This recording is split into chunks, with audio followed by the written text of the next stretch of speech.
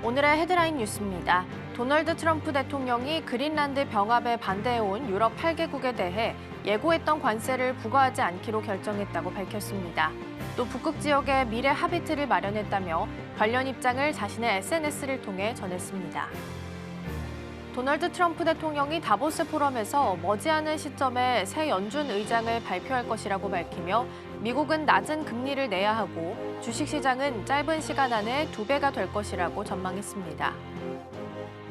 도널드 트럼프 대통령이 가자지구 종전과 재건을 논의할 평화위원회를 출범시켰습니다. 블라디미르 푸틴 대통령과 베냐민 네타냐후 이스라엘 총리도 참여 의사를 밝힌 가운데 트럼프 대통령은 실질적 권력을 가진 지도자들의 참여가 분쟁 해결에 필요하다고 강조했습니다.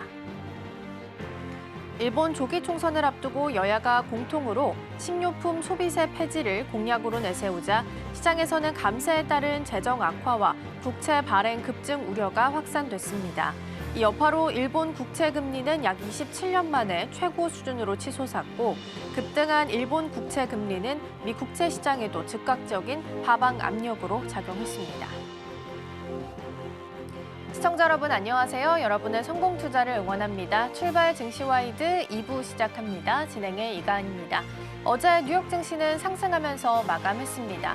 셀 아메리카가 그대로 되감기 되는 모습이 나타났었는데요. 말씀드린 대로 다보스 포럼에서 트럼프 대통령의 연설이 있었습니다. 이 자리에서 그린란드 관련해서는 무력을 사용하지 않겠다, 그리고 유럽의 관세 부과하지 않겠다라고 이야기하면서 뉴욕 증시는 상승폭을 키워갔습니다.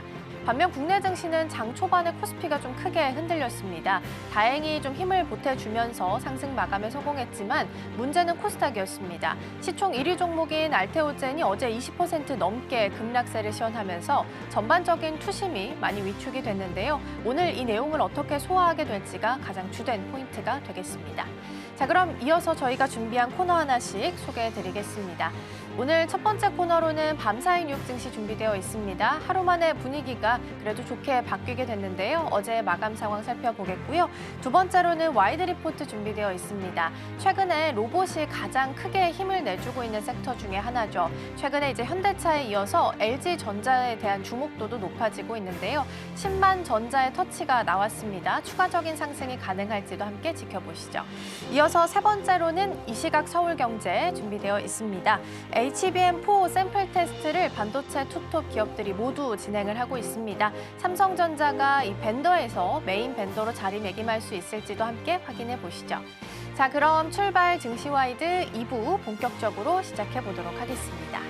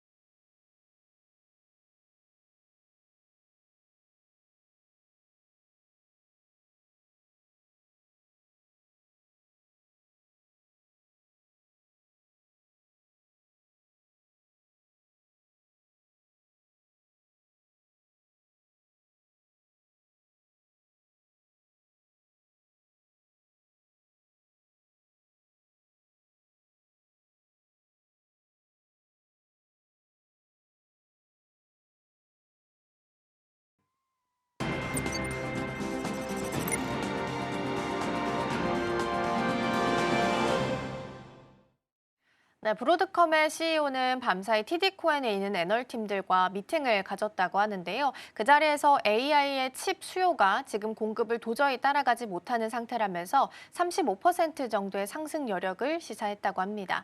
여전히 공급자 우위 시장에서 시장을 바라봐도 괜찮을지 여러 가지 이야기 나눠보도록 하겠습니다. 오늘 도움 말씀에는 서울경제TV 윤경철 본부장 자리해 주셨습니다. 본부장님 어서 오세요. 네, 안녕하십니까. 네, 오늘도 키워드들 준비되어 있고요. 첫 번째부터 함께 열어보시죠. 네, 오늘의 첫 번째 키워드입니다. 트럼프 한마디, 증시 급반등입니다. 뉴욕 증시가 하루 만에 극적인 반등에 성공을 했습니다. 트럼프 대통령의 다보스 포럼에서 있었던 연설 덕분이었는데요. 어제 마감 상황 먼저 짚어보겠습니다.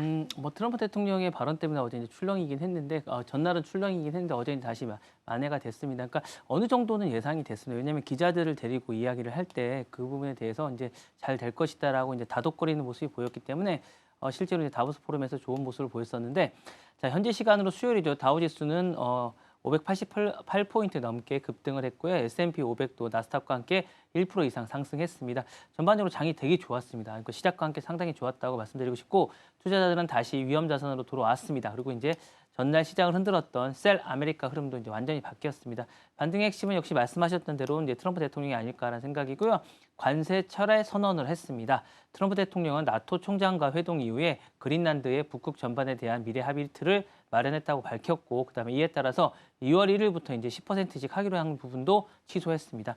자, 불과 하루 전까지만 해도 상황이 정반대였는데요. 트럼프 대통령이 그린란드 문제와 관련해서 군사적 선택지를 명확히 배제하지 않겠다라고 얘기하면서 군사적 침공도 의협을 하고 막 그랬었는데, 그런 것들이 이제 그 가격에 반영되기 시작했고, 뉴욕 증시가 10월 이후에 최악의 하루를 맞기도 했던 전날이었는데, 하지만 오늘은 이제 많이 달랐습니다. 그래서 트럼프 대통령이 무력을 사용은 없다고 선을 긋고 관세 카드까지 걷어들이자 시장은 즉각 안도의 모습을 보였습니다.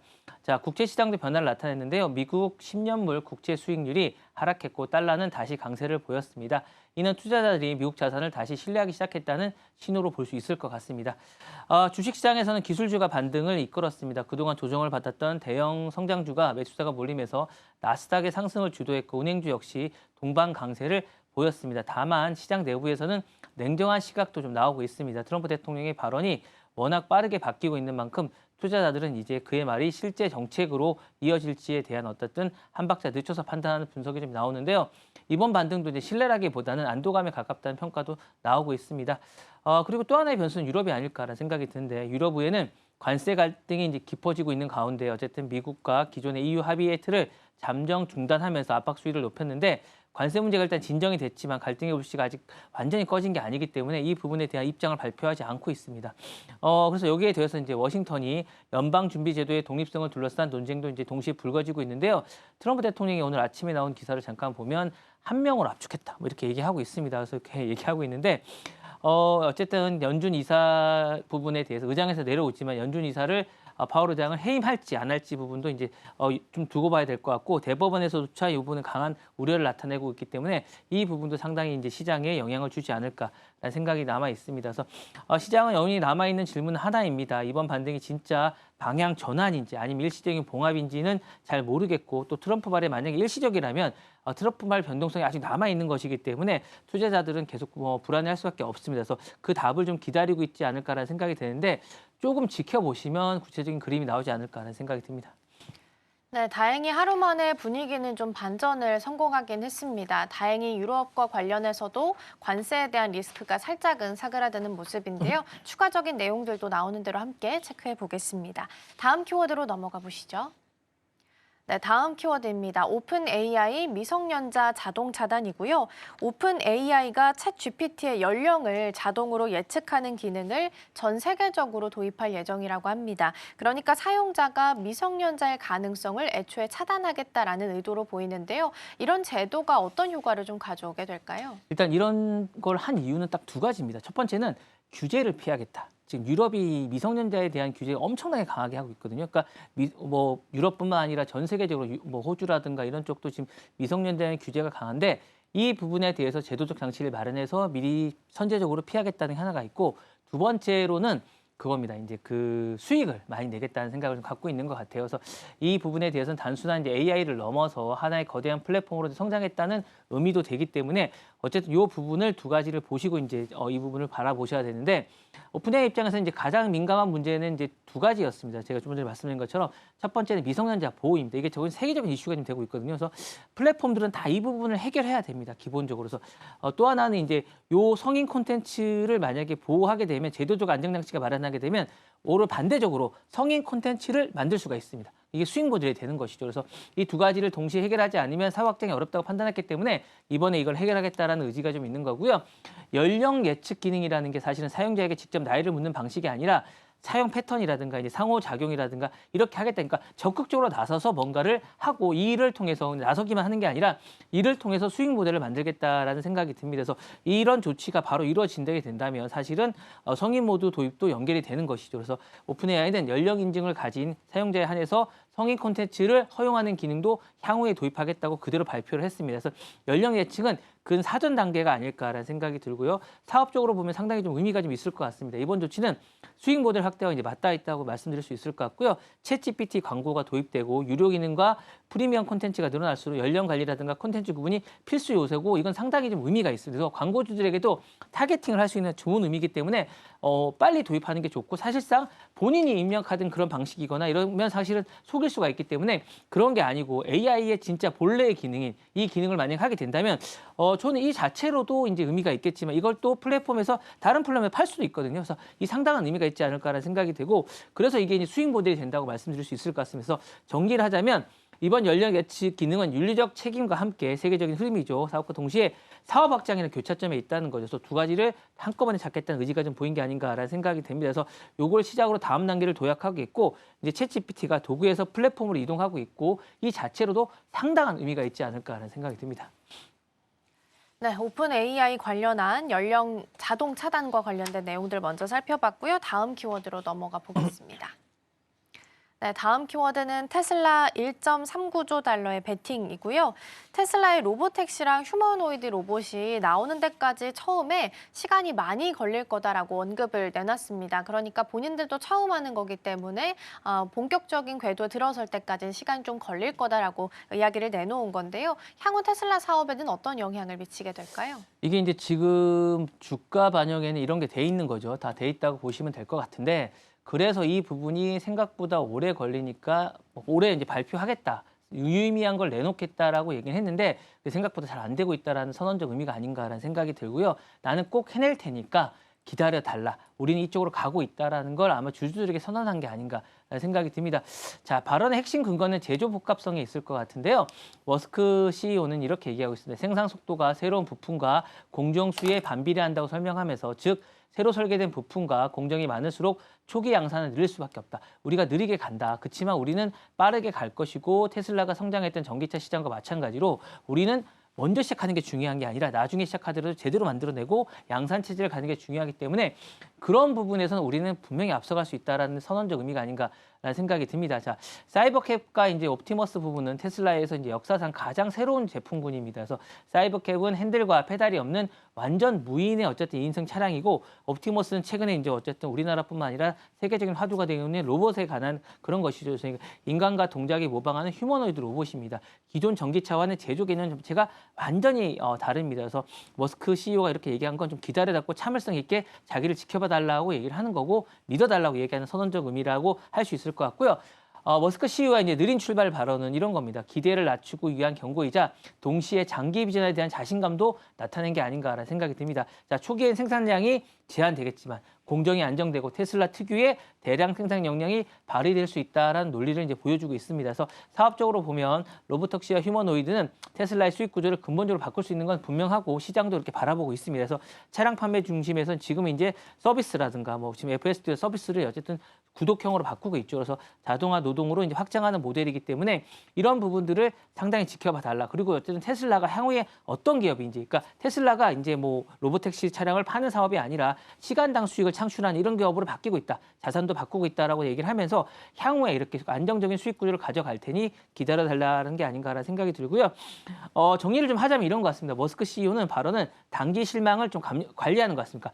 왜 안 나오는 거야? 왜 발언대로 왜 안 하는 거야? 이거 어려운 거 아니야? 이런 것들을 워워워 하면서 약간 정지하면서 장기 밸류에이션의 핵심이 되는 여전히 로보택시와 로봇의 있음을 강조하고 있고 그 길로 무소의 뿔처럼 묵묵히 가는 자신의 모습을 좀 보여주는 게 아닌가라는 생각이 들고 올해 안에 어쨌든 올해는 기니까 좀 유의미한 것들도 내놓겠다는 것도 비치고 있는 것이 아닌가라는 생각이 듭니다.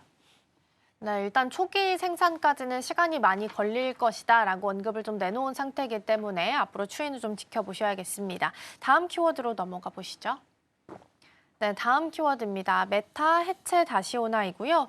미국 연방거래위원회 FTC가 메타를 상대로 한 반독점 소송을 다시 살리기 위해서 항소에 나서기로 했다고 합니다. 핵심은 메타가 인스타그램이랑 왓츠앱을 인수해서 불법적인 독점을 강화했다라는 부분인데요. 향후에 메타의 운명은 어떻게 되는 걸까요? 일단은 메타가 잘 막은 것 같습니다. 잘 막았고 이게 어쨌든 연방거래위원회는 자신들이 쓸데없는 걸 항소하는 건 아니다라는 걸 보여주기 위해서 항소한 것 같은데 이제 쟁점은 어쨌든 이 부분이 메타에게 그렇게 뭐 좋은 건 아닙니다. 계속 괴롭히고 있기 때문에 괴롭히는 말이 왔는지 모르겠지만 어쨌든 계속 쟁점이 되고 있기 때문에 메타로서는 약간 독점 논란이 계속되고 있지 않을까라는 생각이 듭니다. 그래서 인스타 왓츠앱을 인수하는 과정에서 불법적으로 독점을 강화했냐는 문제인데 일반 해석을 받았기 때문에 반번 뒤집기는 쉽지 않겠지만 계속 이런 걸 안고 간다는 게 법적인 문제를 안고 간다는 게 정부를 상대로 쉽지 않은 부분이 있다라고 그 주가에 상당히 영향을 좀 미치고 있는 것 같습니다. 그래서 미국 연방거래위원회는 이 인수합병이 단순한 사업 확장이 아니라 미래에 어쨌든 경쟁자를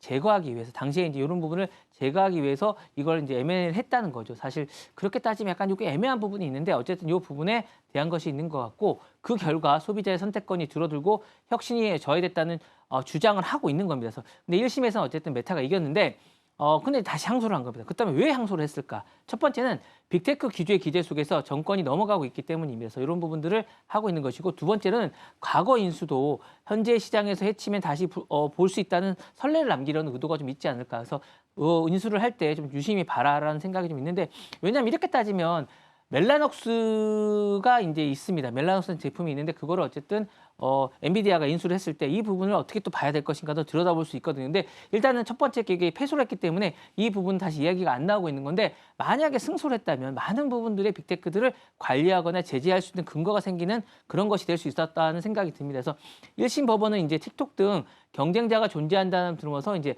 FTC의 주장을 받아들여지지 않았습니다. 하지만 FTC는 경쟁의 범위를 어떻게 정의하냐에 따라서 결론이 달라질 수 있다라고 얘기하고 있습니다. 그래서 이게 사실은 경쟁의 범위라는 부분도 상당히 좀 약간 애매하면서도 불안하면서도 많은 제재를 할 수 있다라는 재산권을 침해할 수 있다는 의미가 좀 같기 때문에 이 부분을 법원이 정확하게 선가르기를 해준 게 아닌가라는 생각이 듭니다. 그래서 메타의 향후에는 크게 지장을 받지 않겠지만 이 부분은 제가 볼 때 항소심 판단에 따라서 좌우될 수 있다. 그리고 약간 어쩔지도 모르겠지만 뒤집힐 수 있다는 불안감 때문에 주가가 계속 반등하지 못하는 원인이 되고 있지 않나라는 생각이 들고요. 정리하자면 이런 것 같습니다. 이번 항소심은 메타 한 기업의 문제가 아니라 빅테크의 어쨌든 인수합병의 기준을 다시 쓰려는 시도였는데 일단 1심에서는 이게 좌절됐다. 그리고 향후에 다른 기업들도 한숨을 돌렸다는 의미가 있을 것 같은데 하지만 이제 뭐 항소심에서 결과에 따라서 미국 기술 전반의 성장 전략이 바뀔 수도 있겠지만 그렇게 쉽지는 않을 것이다라고 생각이 듭니다. 네. 네, 메타 관련한 소송 먼저 살펴봤고요. 이에 따라서 빅테크를 상대로 한 최대 규모의 반독점 소송 중에 하나가 장기화될 것이라는 전망이 계속해서 나오고 있는 상황입니다. 챙겨보시고요. 다음 키워드 만나보겠습니다. 네, 오늘의 마지막 키워드입니다. 트럼프 크립토 14억 달러 수익이고요. 트럼프 이기 1년, 이 부의 지도가 완전히 바뀌고 있다는 분석이 나옵니다. 자산 자체가 이제는 가상자산으로 쏠리고 있다는 건데요. 트럼프 일가가 이기 들어서 추진한 크립토 프로젝트를 통해서 약 14억 달러를 벌어들인 것으로 추정되고 있다고 합니다. 이런 전략을 사용하는 이유는 뭘까요? 일단은 원래 사업인 부동산 사업이 잘 안 되고 있다라는 게 원인일 것 같고요. 그다음에 이제 정권과 이제 연관돼서 뭔가를 할 때 기본적으로 이런 크립토 사업이라든지 신생 사업들은 정책에 따라서 부를 많이 창출할 수 있습니다. 그러니까 그런 점을 10분 발휘한 게 아닌가라는 생각이 드는데 자, 블룸버그 분석에 따르면 트럼프 일가는 2기 들어서 새로 추진한 크립토 프로젝트로 약 14억 달러를 벌어들인 것으로 추정하고 있습니다. 전체 순자산이 68억 달러인데 그렇다면 14억 달러 정도를 또 잃었다는 거죠. 다른 사업에서. 이렇게 보시면 될 것 같고 큰 변화는 없지만 돈이 나오는 원천이 달라졌다. 그러니까 정권과 함께 뭐 이렇게 부동산 정책이라든가 이런 것들은 크게 규제라든가 이런 게 있기 때문에 큰 부를 벌어들이지 못하고 오히려 시장 상황에 따라서 적자를 보게 되겠지만 지금 정권을 쥐고 있는 트럼프 대통령의 영향력으로 할 수 있는 것들은 크립토가 훨씬 크다고 이제 보시면 될 것 같고요. 이 변화의 비관에는 크게 세 가지 전략의 이유가 있습니다. 그래서 부동산 시장의 성장한 게 좀 전에 말씀드렸죠. 두 번째는 가상자산의 높은 변동성이 또 있습니다. 어쨌든 정책이 어떻게 바뀌냐에 따라서 상당히 많이 할 수 있고 특히 이거는 수수료 사업을 할 수도 있으면서 이런 부분들 그리고 M&A도 쉽기 때문에 이 부분에 부를 축적하기 훨씬 쉽다. 변동성이 많기 때문에 얻는 부분도 잃는 부분도 물론 많지만 뭔가 정책이나 이런 것들 바꿀 수 있는 권한이 있다면 얻는 부분이 훨씬 많다는 것이죠. 그리고 그다음에 세 번째는 개인 브랜드로 이제 디지털 자산을 확장할 수 있다는 겁니다. 그러니까 뭐 민코인이라든가 뭐 다양한 사업을 할 수 있다는 것이죠. 그래서 이런 부분들을 빨리 캐치해서 이 사업으로 뛰어든 게 아닌가라는 생각이 들고 특히 이제 크립토는 제가 계속 말씀드리지만 정책이나 규제나 발언 하나에 따라서 가치가 급등합니다. 이런 부분에 따라서 정치적 영향력 있는 사람들이 그 자체가 강력한 레버리지가 되기 때문에 이 부분이 상당한 의미가 있지 않을까라는 생각이 들고 사실 우리나라 같은 나라에서는 이게 어쨌든 약간 뭐 청렴성이라든가 이런 부분이 자기 영향력을 해서 이런 부분은 약간 이제 위반된다고 해서 약간 할 수가 없지만 미국에서는 이런 부분 특히 트럼프 대통령의 성향에서는 딱 맞는 게 아닌가라는 생각도 듭니다. 그래서 이런 부분이 있을 것 같은 생각인데 자 여기서 가장 중요한 점 이런 것 같습니다. 자산 구조의 유동화입니다. 부동산은 크지 않지만 움직임이 좀 어렵다고 보시면 될 것 같고 가상자산과 이제 공개시장 자산은 빠르게 현금이 가능하기 때문에 이쪽으로 옮겨가는 특징이 또 있다라고 말씀드릴 수 있어요. 왜냐하면 재임 기간 5년 동안 많은 것들을 할 수 있기 때문에 이 부분이 의미가 있을 것 같은 생각이 들고요. 자 정리하자면 트럼프 일가의 전략은 안정적인 부동산의 어쨌든 자산 위에 고위험과 고변동성의 자산을 얻는 구조가 아닐까라는 생각이 들고 정책과 시장의 리스크도 더 크게 노출되는 선택이기도 하지 않을까라는 생각이 듭니다. 그래서 이번에 이제 부의 변화의 지도는 단기 수익보다는 향후에 어쨌든 정치 경제 환경을 고려한 전략적 재편이 될 수 있을 거라는 생각이 좀 드는데 문제는 이게 이 취임 초기니까 4년이 제가 5년이라고 했죠. 4년인데 어쨌든 취임 초기나 이 부분에 있어서 이 부분이 상당한 변화가 좀 있는데 이 부분이 제가 보기에는 올해는 그렇게 많이 영향이 될 수 있을까라는 의문이 들어서 또 부의 지도가 바뀔 수도 있다라는 생각이 듭니다. 네. 네, 부의 지도가 바뀌고 있다라는 언급 주셨고요. 지금 다보스 포럼 진행하고 있죠. 이 자리에서 양자 암호가 생각보다 빠른 속도로 발전이 좀 되고 있어서 상대적으로 암호화폐에 대한 메리트가 사라지고 있다라는 의견들도 포럼을 통해서 나왔으니까 참고해서 보시면 좋겠습니다. 자, 이렇게 해서 5가지 경제 키워드 잘 만나봤고요. 본부장님과는 여기서 인사 나누겠습니다. 오늘 말씀 고맙습니다. 네, 감사합니다.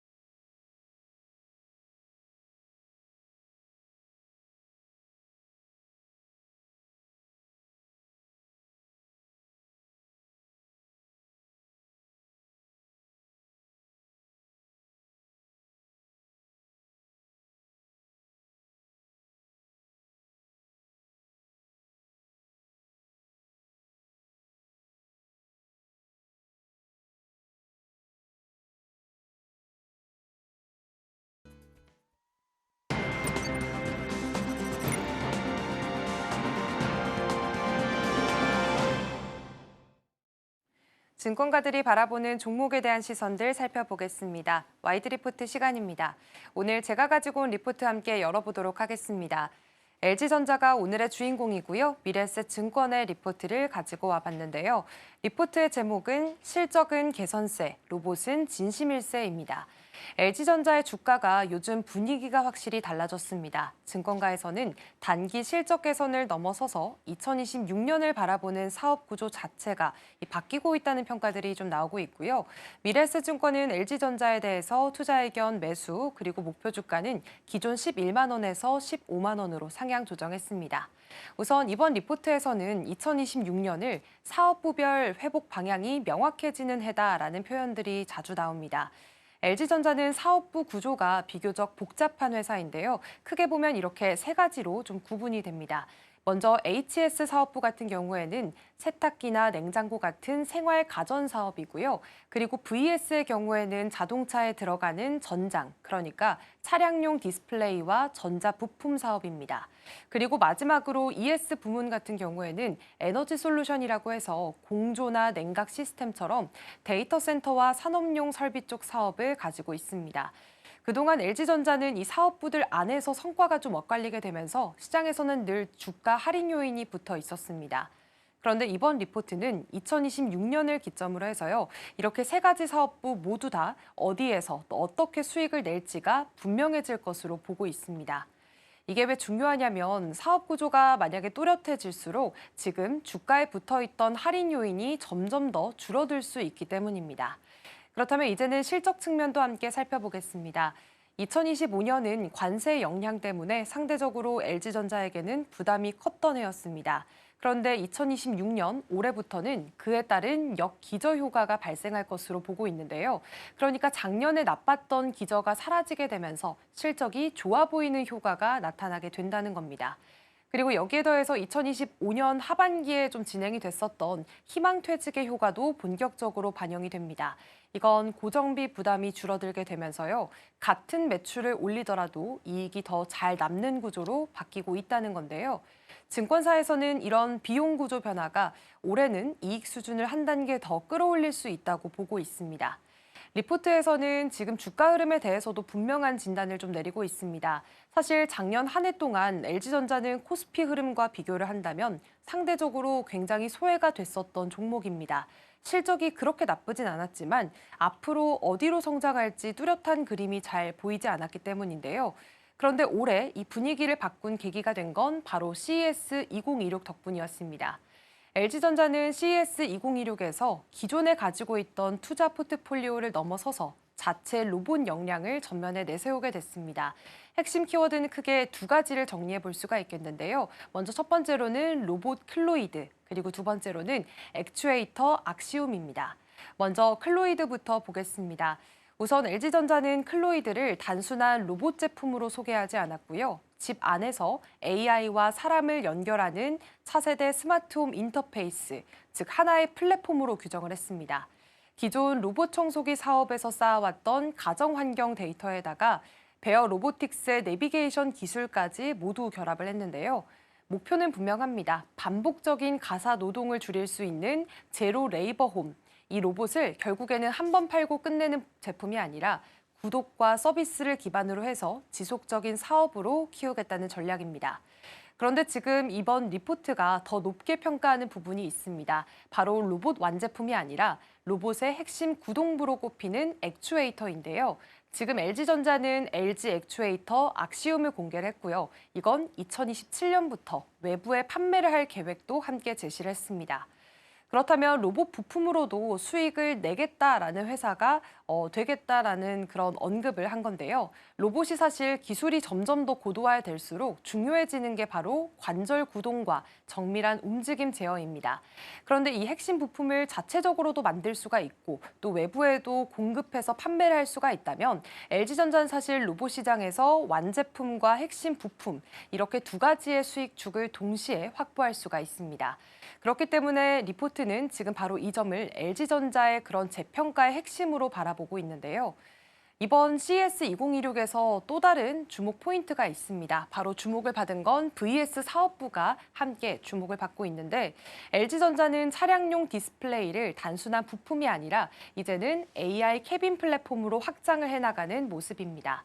전면 유리에다가 투명 OLED를 적용을 하고요. 운전자의 시선을 인식해서 안전과 편의를 돕는 그런 비전 솔루션을 함께 결합을 했습니다. 여기에다가 지금 차 안에서 바로 작동을 할 수 있는 온디바이스 AI 그리고 엔터테인먼트 기능까지 하나로 묶게 된 건데요. 결국 쉽게 말해서 차 안 전체를 하나의 AI 공간으로 만들겠다는 전략을 내세우게 됐습니다. 결국에 이런 구조 자체는 자연스럽게 제품 단가를 높일 수가 있고요. 수익성 개선으로도 이어질 수 있습니다. 그래서 리포트에서는 이번에 VS 사업부가 이제는 일시적인 반등이 아니라 구조적으로 체질이 바뀌고 있다라고 평가를 내리고 있습니다. 그리고 여기에서 또 하나 남은 사업부가 바로 ES 사업부입니다. ES 사업부의 경우에는 지금 LG전자가 데이터 센터에 들어가는 칠러를 포함해서요. AI 인프라 투자 확대에 직접적인 수혜 영역으로 바라보고 있는 상황입니다. 그렇기 때문에 이쪽 부문도 단기적인 실적보다는 앞으로 중장기적인 성장 측면에서 굉장히 긍정적으로 바라보고 있다는 의미입니다. 결국에는 앞서 살펴봤던 이런 세 가지 사업부들이 정말 명확한 지금 시선들을 보여주고 보여주고 있다라는 점을 긍정적으로 평가를 하고 있고요. 이제는 주주환원 이야기로 넘어가 보겠습니다. 사실 LG전자는 인도법인 상장을 통해서 1조 8천억 원 가량의 현금을 확보한 상태입니다. 그리고 리포트에서는 세후 기준으로 해서 1조 6천억 원 수준의 현금이 주주 환원이나 앞으로 미래 투자로 연결될 가능성을 언급하고 있는데요. 아직까지 구체적인 사용 계획이 공개된 건 아닙니다만 지금 시장에서는 M&A를 통해서 신사업이 확대될 가능성을 제시하고 있고요. 그리고 또 하나는 자사주 매입이나 배당 확대 같은 주주 환원 강화 가능성도 함께 이야기를 하고 있습니다. 결국에는 이 두 가지가 동시에 반영하고 있는 국면으로 살펴볼 수가 있겠고 지금 이런 모든 점들을 종합해서 미래에셋 증권 같은 경우에는 LG전자에 대해서 매수 유지 의견 그리고 목표 주가는 15만 원으로 상향 조정했습니다. 그렇다면 어제장의 주가 흐름도 한번 살펴보겠습니다. 네, 어제 LG전자는 4%가 넘게 오르면서 10만 9,300원 선에서 거래를 마쳤습니다. 증권가에서는 1분기 실적 개선 전망에 더해서 이제는 로보틱스와 피지컬 AI 전략이 주가에 반영되고 있다는 분석들을 내놓고 있는데요. 지금 이 LG전자의 사업부별 방향성은 점점 또렷해지고 있습니다. 그리고 여기에다가 로봇과 AI를 중심으로 한 성장축도 구체화되고 있는데요. 물론 아직까지는 불확실성이 여전히 남아있긴 합니다만 이 시장은 이제 LG전자를 단순한 가전회사가 아니라 AI, 로봇, 솔루션 기업으로 다시 보기 시작했습니다. 지금까지 와이드리포트였습니다.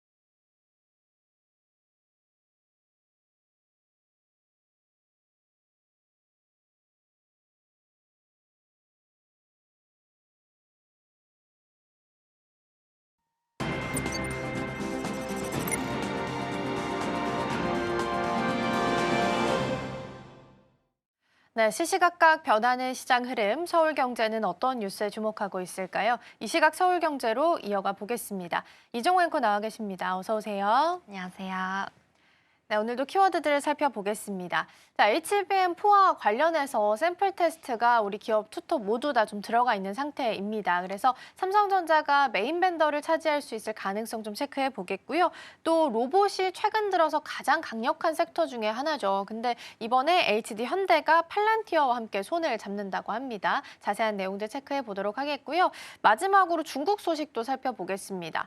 GDP 5%라고 하면 중국 쪽에서 내걸고 있는 최소 목표치 정도로 좀 볼 수 있을 것 같은데요. 이번에 GDP 5% 턱걸이 관련한 소식이 나왔습니다. 잠시 후에 함께 내용 체크해 보시죠. 자, 첫 번째로 돌아와서 반도체 이야기부터 좀 해보겠습니다.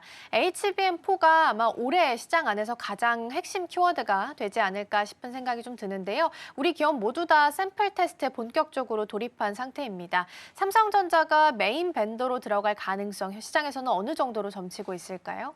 네, 우선 삼성전자는 이 디램의 제조 안정화와 또 평택 P4 공장의 압도적인 클린룸 여유를 무기로요. HBM 시장의 판도를 바꿀 물량 대반격에 나선 상황입니다. 엔비디아는 현재 루빈 플랫폼에 탑재될 HBM4의 이 최종 공급자를 가리기 위한 고객 샘플 테스트를 진행 중인데요. 삼성이 전달한 HBM4 샘플은 최근 전력 효율과 또 발열 제어 부분에서 매우 우수한 평가를 받았습니다. 특히 주목할 점은 삼성의 6세대 10나노급 일시 D램 수율이 이미 양산 안전권인 60에서 80%에 도달했다는 점입니다. 서스퀴하나는 현재 시장 1위인 SK하이닉스가 생산 공간 부족으로 인해서 이 증설 한계에 부딪힌 반면에 삼성은 P4 공장을 통해 훨씬 빠르고 또 대량으로 HBM4를 쏟아낼 수 있다고 분석했습니다. 삼성은 자체 4나노 파운드리 공정을 통해 HBM의 두뇌라고 부를 수 있는 이 로직 다이까지 원스톱으로 제작하는 수직 계열화 전략을 구사합니다. 이는 TSMC의 로직 다이를 의존해야 하는 경쟁사보다 납기와 가격 협상에서 우위를 점하게 되는데요. 엔비디아의 요구 사양이 상향되면서 이 양산 시점이 2분기로 지연되었지만 이는 오히려 삼성의 수율을 더 완벽히 가다듬을 기회가 되고 있습니다. 시장은 이제 2027년 삼성의 HBM 점유율이 22%를 넘어설 것으로 보면서요. 이번 테스트 결과에 따라 메모리 시장 전체의 주도권이 다시 삼성으로 회귀될 가능성이 매우 큽니다. 네, 확실하게 가격 주도권은 가지고 가면서 움직이는 모습이 나타납니다. 지금 새해 들어서 일주일 사이에 범용 D램 가격도 10% 정도 올라왔고요. 삼성전자가 주력으로 하고 있는 DDR5 가격도 지금 3개월 전 대비해서 200% 넘게 폭등을 했다라고 합니다. 이러한 부분들이 이번에 시장에서 예상하고 있는 영업이익 150조 원 시대를 여는 데 있어서 실질적인 키가 좀 될 수 있을까요? 네, 말씀해 주신 대로 우선 범용 메모리의 이런 기록적인 품귀 현상은요. 삼성전자에게 가격 통제권을 완벽히 넘겨주면서 사상 최대 영업이익을 달성을 보장하는 이 강력한 수익 엔진이 되었다 할 수 있습니다. 우선 1월 둘째 주에만 D램 가격이 최대 12% 상승하면서 현물 시장은 매일 신고가를 경신하고 있습니다. 삼성전자가 이익률이 훨씬 높은 AI 서버용 HBM 생산에 라인을 집중하면서요. 일반 PC나 스마트폰용 D램은 아예 살 수도 없는 절대 품귀 상태다라고 볼 수 있습니다. 실제로 24만 원대였던 주력 제품이 현재 80만 원에 육박하는 기현상이 벌어지고 있고요. 또 이는 삼성의 실질 마진을 과거 슈퍼사이클 당시보다 수십 배씩 높이고 있습니다. 또 올 1분기 D램 계약 가격은 전분기 대비 60% 이상 추가 인상도 확실시되고 있는데요. KB증권은 삼성의 메모리 부문 영업이익이 전년 대비 324% 급증한 133조 원대에 달할 것으로 전망하고 있습니다. 전체 영업이익 150조 원 시나리오는 이제 막연한 기대라기보다는요, 숫자로 증명되는 현실이 다가오고 있는 거죠. 삼성전자는 현재 전 세계 메모리 업체 중 가장 저렴한 밸류에이션인 PER 7.7배를 기록하고 있습니다. 주가 상승 여력은 그 어느 때보다 거대하게 열려 있다라고 볼 수 있겠습니다.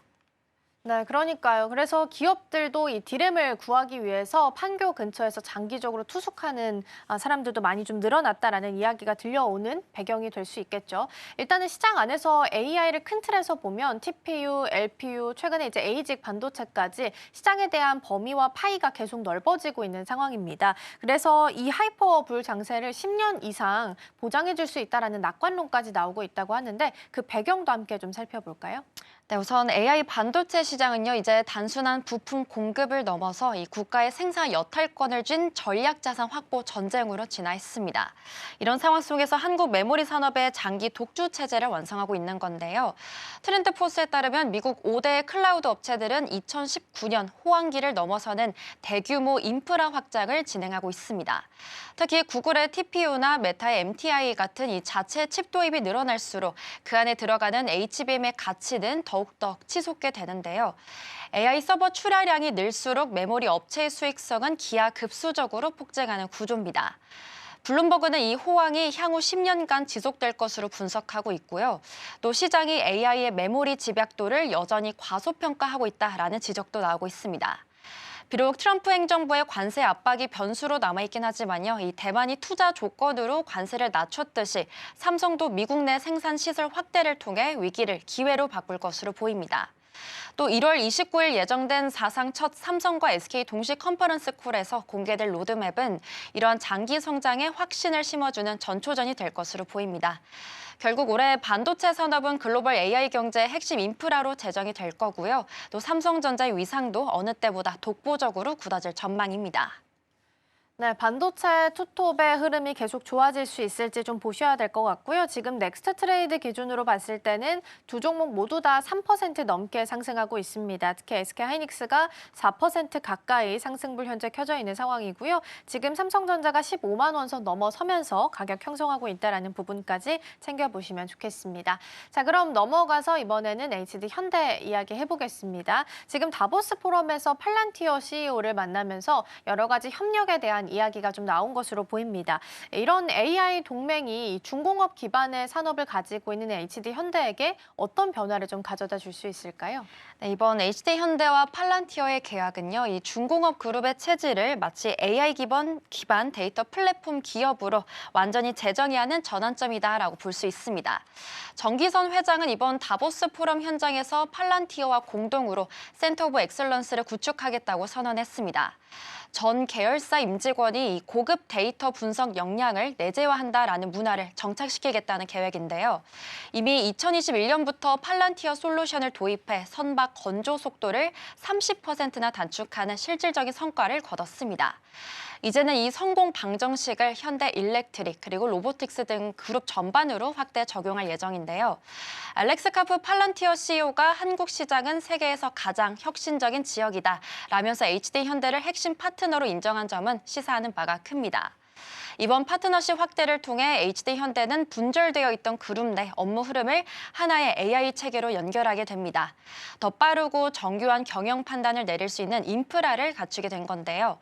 정 회장은 4년 연속 다보스를 직접 챙기면서 글로벌 네트워크를 강화하고 있습니다. 단순한 중공업 회사를 넘어 글로벌 산업계의 AI 전환 표준 모델을 선도하겠다라는 강력한 의지로 볼 수 있습니다. 수천억 원 규모의 계약은 이 실질적인 디지털 전환 실행력을 확보하면서 미래 경쟁력을 선점하게 만들었습니다. 네, 그리고 최근에 젠슨왕 CEO가 HD 현대 디지털 트윈 기술을 놓고서 가장 진보된 사례다라고 평가를 하면서 화제를 모으기도 했습니다. 이미 용접 휴머노이드 로봇과 같은 혁신이 좀 진행 중이다라고 하는데요. 그렇게 본다면 피지컬 AI가 어떤 부분에 있어서 게임 체인저 역할을 할 수 있게 되는 걸까요? 네, 우선 피지컬 AI는요, 이 숙련공의 수십 년 노하우를 디지털 자산으로 치환해서 로봇이 정교하고 위험한 작업을 수행하게 만드는 기술 혁신의 정점이라고 볼 수 있습니다. 이는 전 세계적인 생산 인구 감소와 또 제조업 기피 현상이라는 거대한 리스크를 HD 현대만의 기술 장벽으로 바꾸는 전략입니다. HD 현대 3호 등 주요 조선소에는 이미 90여 대의 협동 로봇이 투입돼서 이 생산 공정의 핵심을 담당하고 있고요. 또 정 회장은 2030년 지능형 자율 운영 조선소 구현을 목표로 FOS 프로젝트를 가속화하고 있습니다. 특히 사람이 접근하기 어려운 협소한 블록 내부 용접을 위해 개발 중인 이 용접 휴머노이드는 산업 현장의 안전지도를 완전히 바꿀 혁신이다라고 볼 수 있는데요. 젠슨왕 CEO가 디지털 트윈을 극찬한 이유도 이 가상 공간의 시뮬레이션이 실제 물리적 로봇의 작업 경로를 즉각 이어지는 정밀함 때문입니다. 그리고 이런 프로젝트가 완료되는 2030년에는 이 생산성이 30% 향상되고 또 선박 건조 기간은 30% 단축될 것으로 기대됩니다.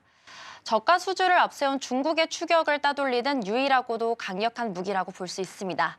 결국 HD 현대는 노동 집약적인 중공업 구조에서 벗어나 실리콘밸리식 테크 기업으로 재평가받는 기반을 이 피지컬 AI를 통해 완성해 가고 있습니다. 로봇이 인간을 대체하는 게 아니라 이 숙련공의 기술을 영속시키는 모델이라는 점이 핵심이라고 볼 수 있습니다. 네, 그리고 HD 현대하면 이제 남아있는 또 중요한 일정이 있습니다. 로보틱스 관련한 IPO를 지금 앞두고 있는 상황인데요. 상반기에 상장을 좀 예정을 하고 있는 상황입니다. 그러면 HD 현대 로보틱스가 새로운 캐시카우가 되어줄 가능성 또한 높은 건가요? 네, 말씀해주신 HD 현대 로보틱스의 IPO는요, 이 그룹의 모든 자동화 역량을 결집해서 독자적인 글로벌 수익 모델을 창출하는 로봇 전문 지주사로의 비상을 의미합니다. 지난 2024년 매출 성장률 24.3%를 기록하면서 이미 독자적인 생존 체력을 증명했습니다. 또 최근에는 현대 마린 솔루션과 스마트 물류 자동화 협약을 맺는 등 이 계열사 간 시너지가 극대화되고 있는데요. 건설기계 분야와는 스마트 팩토리 구축을, 또 조선 계열사와는 무인 조선소를 위해 로봇 군단까지 배치하면서 그룹 내 자동화 표준 운영 체제를 독점하고 있습니다. 제조업 기반 기업들이 이 안전사고 리스크를 줄이고 또 효율을 높이기 위해서 자동화 전환을 필수로 여기고 있는 만큼 앞으로 상장 후의 가치는 더욱더 치솟을 전망인데요. 상장 절차가 마무리되면 HD 현대 로보틱스는 단순한 계열사를 넘어서 그룹 전체의 멀티플을 높이는 핵심 성장 엔진으로 자리매김하게 될 겁니다. 전 세계 산업 현장에 AI와 로봇을 결합한 통합 솔루션을 수출하는 글로벌 플랫폼 기업으로 진화하게 되는 건데요. 전문가들은 이번 상장을 통해 확보한 자금으로 차세대 로봇 기술을 선점하게 된다면 2026년 주식시장에서 가장 강력한 체질 개선의 주인공이 될 것으로도 확신하고 있습니다. 정기선 회장의 중공업 DNA 교체 작업은 이렇게 이제 로보틱스의 상장을 통해서 그 실체적인 열매를 맺기 시작했습니다. 네, HD 현대 로보틱스의 상장 또 기다리시는 분들 많이 계실 텐데요. 나오는 뉴스 저희도 함께 체크해 드리도록 하겠습니다. 자, 그럼 넘어가서 이번에는 중국 쪽 좀 살펴보도록 하겠습니다. 지난해 중국 본토에서 출생아 수가 1949년 건국 이래 처음으로 700만 명대 아래로 추락을 좀 했다고 합니다. 다양한 좀 정책을 내놓고 있는 것 같긴 한데 사실 좀 반응이 없는 것 같습니다. 그 이유 어디서 좀 찾아볼까요? 우선 배경적으로 봤을 때는요. 중국은 현재 천문학적인 주거비 부담과 또 고용 불안, 그리고 세계 2위 수준의 자녀 양육비라는 구조적 모순에 갇혀서 인구 절벽의 늪으로 빠르게 빠져들고 있습니다. 작년 출생아 수가 전년 대비 17% 급감한 것은요. 이 중국 경제를 지탱해 오던 인구 보너스 시대가 완전히 종언을 고했음을 보여주는 충격적인 지표입니다. 실제로 중국에서 자녀 한 명을 성인까지 키우는 데 드는 비용은 GDP의 6.3배입니다. 한국에 이어 세계에서 가장 높은 수준이고요. 또 이는 미국이나 프랑스의 2배에서 3배에 달하는 수준이라고 합니다. 젊은 세대들은 이러한 살인적인 교육비와 또 집값 때문에 결혼 자체를 포기하고 있고 또 정부가 제공하는 76만 원 규모의 소액 보조금은 이 거대한 비용 장벽을 넘기에는 턱없이 부족한 실정입니다.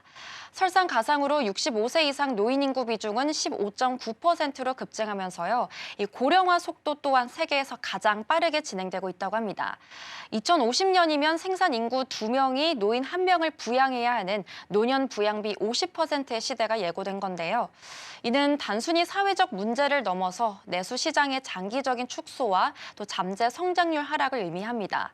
결국에는 중국 경제 전반에 걸친 고통스러운 구조 조정과 또 재정 위기를 촉발하는 근본적인 위협 요인이 되고 있다라고 볼 수 있겠습니다. 네, 인구와 관련된 내용 먼저 좀 체크를 해봤고요. 경제 성장률과 관련해서도 사실 좋지는 않습니다. 이번에 2025년 연간에 대한 경제 성장률이 5%를 턱걸이로 달성한 것으로 나타났는데요. 그러니까 겉으로는 성장한 것처럼 보이지만 내부적으로 보면은 장기적인 지금 디플레이션으로 빠졌다라는 평가들이 나오고 있는데 그 배경도 함께 좀 체크해 보겠습니다. 네, 맞습니다. 우선 중국 경제는 외형상 5% 성장을 유지하긴 했지만요. 내면은 소비와 투자가 동시에 얼어붙은 마치 전방위적 디플레이션 불황이 고착화되고 있는 매우 위험한 국면입니다. 우선 분기별 성장률이 1분기 5.4%에서 4분기 4.5%까지 급락한 것은 이 경기 부양책의 효과가 이미 한계에 다다랐음을 보여주는 뚜렷한 증거입니다. 특히 내수 경기의 가늠자라고 볼 수 있는 소매 판매 증가율은 지난달 0.9%에 그치면서 사실상 제로 성장에 수렴했고요. 또 고정자산 투자도 1989년 이후에 약 30년 만에 처음으로 연간 마이너스 성장을 기록했습니다. 부동산 개발 투자가 17% 이상 급감하며 자산 가치 하락을 목격한 이 중국 가계는 미래 불안감에 지갑을 굳게 닫고 또 오직 저축에만 매달리고 있습니다. 국가통계국조차 내수 약세와 또 공급 강세 불균형이 두드러지고 있다라고 시인할 만큼 상황은 심각한 상황이고요. 또 제14차 5개년 계획을 마무리하는 시점에서 마주한 이 성적표는 매우 뼈아픈 결과입니다. 전문가들은 부동산 규제 완화가 이 시장을 살리지 못하는 상황 속에서 소비 부진이 올해도 이어질 것으로 보면서 중국이 이제는 일시적인 둔화를 넘어서 일본식 장기 침체보다 더 깊은 구조적 디플레이션의 장기 터널로 진입했다라고 진단하고 있습니다. 네, 그래서 전문가들은 지금 이 상황을 과거에 잃어버린 일본의 잃어버린 30년과 같이 비교하는 경우도 많이 있습니다. 그래서 2026년에 글로벌 시장 안에서 중국의 모습은 어떻게 예상을 좀 해볼 수 있을까요? 네, 중국은 이제 글로벌 경제의 성장 엔진에서 또 구조적 리스크의 진원지로 제정이 됐습니다. 그러면서 글로벌 자산 배분의 대전환을 강요하고 있는데요. 과거 일본이 겪은 자산 거품 붕괴와 또 인구 감소의 전철을 중국이 훨씬 가파르게 밟고 있다라는 경고도 잇따르고 있습니다. IMF와 세계은행은 중국의 2026년 성장률이 4% 초반까지 밀릴 것으로 보면서 이 중진국 함정 탈출에 회의적인 시각을 보내고 있습니다. 이에 따라 글로벌 큰손들은 중국 비중을 줄이고 인도나 동남아, 북미 등으로 이 자본의 물길을 돌리는 포스트 차이나 재편에 속도를 내고 있는데요. 투자자들은 더 이상 중국의 양적 성장에 기댄 투자가 유효하지 않음을 인정해야 됩니다.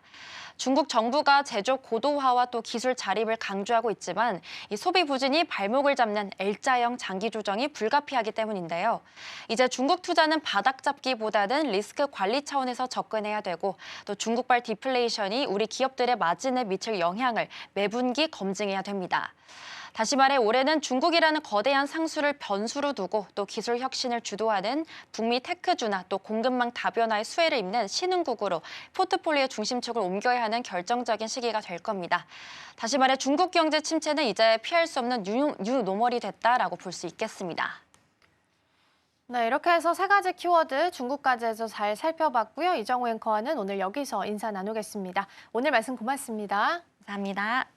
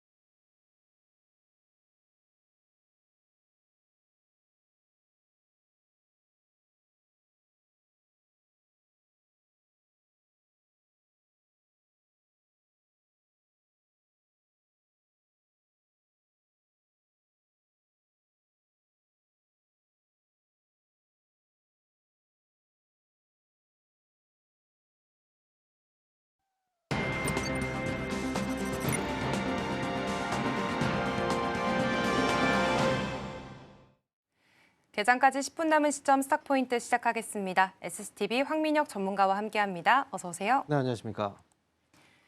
네, 우선 현재 구간에서 지금 예상 호가 살펴보니까요. 오늘 전반적으로 대형주들이 많이 오르고 있습니다. 그렇다 보니 지금 코스피가 5,022포인트 선에서 장 출발할 것으로 예상이 되고 있는 상황입니다. 오늘 한 2% 정도의 오름세 나타날 것으로 예상이 되고 있고요.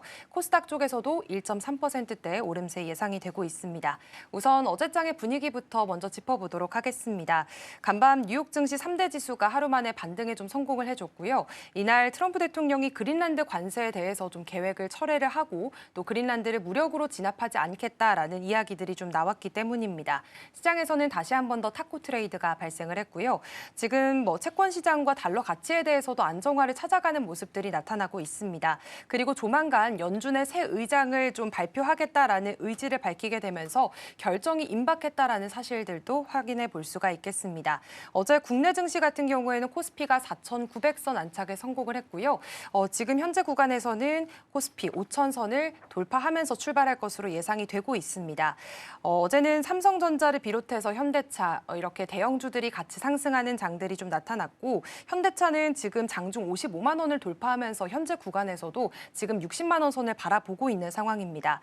반면 어제 코스닥 같은 경우에는 알테오젠을 필두로 해서 좀 바이오텍 기업들이 전반적으로 무너지는 모습이었고요. 어제 이재명 대통령의 신년 기자회견도 있었습니다. 이와 관련해서 환율 이야기가 좀 나오게 되면서 환율이 잡히는 모습들 나타나고 있습니다. 전문가님 일단 네. 현재 시장 분위기와 또 어제 시장 리뷰부터 해보겠습니다. 네. 사실 코스피 지수가 4,900포인트에 진입을 하면서 이 변동성이 좀 나올 거라고 예상을 했고 이틀간의 이제 조정이 나왔지만 이 물량들이 굉장히 좀 빨리 소화했습니다. 그런데 이제 하락에 대한 어떤 이제 비밀을 제공했던 건 사실 그린란드에 대한 문제였거든요. 근데 어제 세계 경제 포럼에서 이제 트럼프 대통령의 그 발언이 이제 주가의 상승으로 또 이어졌던 거예요. 일단 뭐 어제 시장의 경우에는 이제 조정을 좀 빠르게 회복하면서 그러면서 이제 주가의 상승으로 마감됐지만 전반적으로 종목들의 상승과 하락 종목수를 비교해 보면 상승 종목수가 정말 작았습니다. 그리고 하락 종목수가 너무나 많았죠. 특히나 코스피 시장의 조정보다 코스닥 시장의 조정 폭은 굉장히 좀 컸고요. 한 4% 이상의 이제 조정이 나왔다가 결국 낙폭을 줄이긴 했죠. 그런데 트럼프 대통령이 이제 뭐 어제 연설에서 내용을 보면은 결국 이제 유럽의 관세를 이제 다음 달 1일부터 이 이제 부과하기로 했는데 이 내용을 철회를 시켰습니다. 그리고 이제 군사적인 개입을 하지 않겠다라는 발언이 나왔기 때문에 최악의 상황을 모면했다라는 거죠. 그리고 트럼프 대통령은 어쨌든 뭐 우리가 타코라고 그동안 또 얘기를 해왔는데 너무나 빠르게 그동안은 이제 강하게 나왔던 그 스탠스를 좀 처리하면서 시장의 안도감에 이제 주가가 올랐고 오늘 같은 경우에도 이제 미국 증시에 이어서 국내 증시도 트럼프 대통령이 어쨌든 올리는 이런 장이 돼버린 거죠. 지금 국내 증시의 경우에는 아무래도 이제 미국 증시 안에서도 종목들의 분위기는 전체적으로 다 올라왔기 때문에 오늘 역시 국내 증시에도 어떤 종목들이 뭐 더 올라가고 덜 올라가고 약간의 차이가 있긴 하겠지만 전반적으로 종목들의 상승이 또 예상이 된다 이렇게 볼 수가 있겠고요. 다만 트럼프 대통령이 이제 어제의 발언으로 인해서 시장은 또 안정화되긴 했지만 결국 그린란드에 대한 야욕이 분명히 있고 본인의 그 의지대로 잘 되지 않을 경우에는 또다시 이제 이 관세 카드를 또다시 꺼내들 가능성도 있거든요. 그러니까 이 문제가 완전히 좀 해소가 되지는 않았습니다. 그래서 오늘은 아무래도 이제 미국 증시의 반등과 트럼프 대통령의 이 타코 쇼에 의해서 주가의 상승이 예상이 되고 일단 5,000포인트 돌파는 아침에 시작했을 때 올라올 것 같아요. 하지만 이제 올라갈 때는 단순하게 이제 뭐 주가가 상승한다고 해서 여기서 계속 오른다 이게 아니라 분명한 건 이제 지난번에도 계속 올라가면서 중간중간 조정이 나왔듯이 오늘의 이 상승에서 거래가 제대로 붙지 않는다라고 한다면 분명히 이제 수급에 대한 공백으로 인해서 오전에 올라갔던 폭이 좀 줄어들거나 아니면 또 차익 매도가 또 나올 수 있기 때문에 이전까지 포인트를 맞춰서 오늘 거래를 하시는 게 좋지 않을까. 그래서 오늘은 아침에 시작할 때 따라붙는 건 좀 위험합니다. 그러니까 장 충분히 오전장 잘 지켜보시고 오후장까지 힘이 계속 유지가 되는지를 잘 파악하셔야 될 것 같습니다. 네, 간밤 뉴욕 증시가 모두 반등하면서 마무리가 됐기 때문에 그동안 시장이 이야기했던 5,000피 드디어 돌파를 하면서 출발할 것으로 예상이 되고 있습니다. 현재 구간에서도 역시나 상승폭 더 확대해 나가는 모습들이 확인이 되고 있고요. 다만 아침에 시작할 때 좀 따라붙는 거 위험하다. 오후장까지의 흐름들을 잘 살펴봐야 한다라는 말씀까지도 해주셨습니다. 오늘 지금 프리마켓에서 현대차의 시세가 또 역시 무섭습니다. 지금 7%가 넘게 올라가면서 이제는 또 60만 원 선을 바라보고 있는 구간에 와 있는 상황인데요. 사실 급하게 올랐다 보니까 지금 급하게 떨어질 수 있는 걸 좀 대비해야 되는 구간인 건지 아니면은 로봇 내러티브가 받쳐주고 있기 때문에 이 부분 아직 충분히 상방에 대한 여지 남겨봐도 될까요? 일단 오늘도 주가가 상승이 좀 예상이 되고 있는데 일단 뭐 시장이 올라가기 때문에 더 올라갈 거예요. 그런데 어제 기준으로 봤을 때 현대차가 시가총액 100조 원을 처음으로 이제 돌파했습니다. 신고가를 기록했고 이 상승을 부추긴 건 사실은 증권사 쪽에서의 보고서였던 것 같아요. 현대차의 목표 주가를 80만 원까지 제시를 했다는 거죠. 그런데 우리가 증권사 쪽에서 목표 주가를 보면은 지금 50만 원대인데 80만 원까지 본다면 굉장히 좀 많이 남았죠. 지금까지 올라간 걸 단순하게 그런 목표 주가가 없었다면 부담이 돼서 이제 매수를 못했을 텐데 이렇게 목표 주가가 또다시 상향되면서 80만 원까지 제시가 된다면 그거 자체로 이제 개인들의 매수가 들어올 가능성이 좀 있는 거예요. 그런데 이 증권사 쪽에서의 그 목표 주가를 100% 신뢰를 하시면 안 됩니다. 왜냐하면 저도 이제 그 애널리스트 라이센스를 보유하고 있는데 이 목표 주가를 산정할 때요, 애널리스트들은 이제 이 산정하는 방식들이 있어요. 근데 그 방식에서 일반적으로 이제 계산 공식에서 본다면 가격은 거의 비슷하게 나오거든요. 하지만 거기에서 차이가 생기는 건 이 프리미엄이 붙기 때문에 그래요. 지금 현대차의 경우에는 로봇 쪽에 대한 그 사업 시너지, 앞으로에 대한 전망치를 좀 미리 땡겨서 지금 이제 개인적인 어떤 이제 프리미엄을 부과해서 주가가 그만큼 또 목표 주가가 많이 올라간 건데 하지만 이제 시장이라는 건 계속 변합니다. 뭐 중간중간마다 어떤 변수가 있을 수 있고 그다음에 경제에 대한 분위기라든지 시장에 대한 분위기가 또 지금은 상승장이기 때문에 지금에서는 더 올라갈 거라고 보지만 나중에 시장의 분위기가 바뀌게 된다면 결국은 목표가는 또 하향 조정이 돼야 되거든요. 그러니까 너무 과도하게 목표가를 과도한 그 목표가를 100% 신뢰하면서 가시는 건 좀 위험하다라고 저는 말씀드리고 이미 많이 올라갔을 때 목표 주가가 너무 과도하게 상향됐을 때 보통 그때 주가는 이 고점 부근에 왔을 가능성이 굉장히 높아요. 과거의 그 기록들을 보게 되면은 보통 그 부근에서 이 고점이 나온 경우들이 굉장히 많거든요. 물론 현대차가 지금 잘 달리고 있고 시장도 아직까지 상승형이기 때문에 추가받는 가능성은 있긴 하지만 어쨌든 이제 목표가를 보고서 지금 사서 80만 원까지 가져가야지 이렇게 매수를 하시게 된다면 결국은 거기에 있어서는 또 피해가 예상될 수 있으니까 이 부분에 주의를 좀 하셨으면 좋겠습니다. 네, 지금 아무래도 현대차 관련해서는 목표 주가 상향이 잇따르고 있습니다. 80만 원까지 바라보고 있는 리포트들 나오고 있고요. 추가 반등에 대한 가능성은 있지만 포모 현상으로 인해서 빠르게 따라잡는 부분들은 조심을 하셔야 될 것 같습니다. 그리고 짧게 반도체 관련해서도 여쭙겠습니다. 사실 미국에서도 메모리 관련주들의 움직임이 좀 컸고요. 오늘 반도체 분위기도 좋을 것으로 나타나고 있습니다. 지금 오늘 보여주고 있는 이 돌파력들이 연속성이 좀 이어지게 될 수 있을지 어떻게 보세요? 일단 메모리 반도체 시장의 경우에는 이제 미국에서도 마이크론 주가를 보더라도 주가가 그동안 굉장히 많이 올랐거든요. 그만큼 AI 칩에서 있어서 이제 메모리 반도체에 대한 이런 중요성이 굉장히 좀 커졌고 그만큼 이제 뭐 공급보다 수요가 굉장히 좀 많이 붙는 상황이에요. 그러다 보니까 메모리 반도체 시장은 지금까지 괜찮고 또 가격도 계속 또 올라오고 있는 그런 상황이다 보니까 이 메모리 반도체 관련주들의 경우에는 지금 실적에 대한 모멘텀만 계속 갖고 있다면 주가의 상승은 충분히 나올 수 있다라고 보여지고요. 다만 이제 이 시장을 이끌어가고 있는 게 삼성전자와 하이닉스가 주축이 되다 보니까 이 종목들이 너무 과도하게 많이 오르긴 했어요. 그래서 상대적으로 중소형주 같은 경우에는 이제 부품단으로 봤을 때는 이 종목들은 이제 이 삼성전자와 하이닉스의 이 상승에 못 미치는 종목들이 굉장히 많거든요. 그런데 그동안 이제 시장의 분위기로는 대형주에 쏠려 있다 보니 중소형주 쪽에 대한 이 관심 인도가 좀 떨어지긴 했는데요. 하지만 중소형주에 대한 관심은 지금부터 좀 가져보셔도 저는 괜찮을 것 같고요. 특히나 메모리 반도체 쪽은 지금까지는 역시 지금 앞으로도 좀 좋아질 거다 이렇게 보고 있습니다. 네, 메모리 반도체 상승세는 아직까지 계속 이어질 것으로 보고 있고요. 현재 구간에서 삼성전자 3.5%의 강세, SK 하이닉스도 3.6%대 오름세 보여주고 있습니다.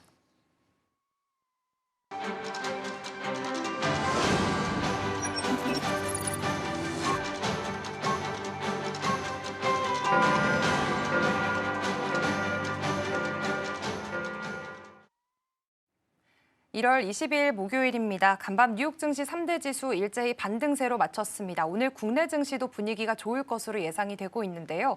프리마켓장에서 코스피 5천 뚫을 것으로 예상이 되면서 오늘 실제로 개장을 하고 나서의 움직임들이 기대가 되고 있는 상황입니다. 트럼프 대통령이 그린란드에 관련해서 관세 철회하는 이야기들이 나왔고 또 무력으로 진압하지 않겠다라는 이야기들이 나오면서 탁구 트레이드가 좀 벌어지게 됐습니다. 그리고 그 미국의 훈풍이 오늘 우리 국내 증시로도 들어올 수 있을지 확인을 해봐야 될 것 같은데요. 또 머지않아 연준의 새 의장도 발표가 될 것으로 보이니까요. 이 부분도 주목을 해보시면 좋겠습니다. 그럼 오늘 양 지수의 분위기부터 살펴보시죠.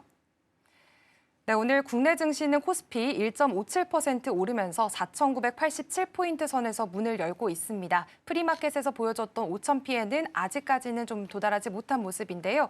지금 코스닥 같은 경우에는 1.37% 오르고 있고요. 지금 현재 코스피가 다시 한 번 더 오르게 되면서 사상 처음으로 꿈의 5,000피를 돌파하게 됐습니다. 그동안 계속해서 이야기가 됐었던 코스피 5,000에 대한 이야기가 오늘 1월 22일 목요일에 실제로 현실화가 된 모습들이 확인이 되고 있습니다. 국내 증시가 다시 한 번 더 재평가를 받고 있는 구간이 될지 이 부분들 확인을 해보시면 좋겠습니다.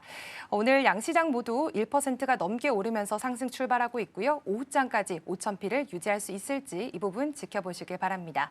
그렇다면 코스피 시총 상위주들의 움직임 함께 확인해 보겠습니다. 네, 오늘 역시나 1위부터 5위까지 모두 강세를 보이고 있습니다. 삼성전자와 SK 하이닉스 오늘 3%가 넘는 강한 상승세를 나타내고 있고요. 이렇게 삼성전자와 하이닉스 또 현대차까지의 이런 대형주들의 움직임들이 오늘 5,000피에 도달하게 만든 것으로 확인이 되고 있습니다.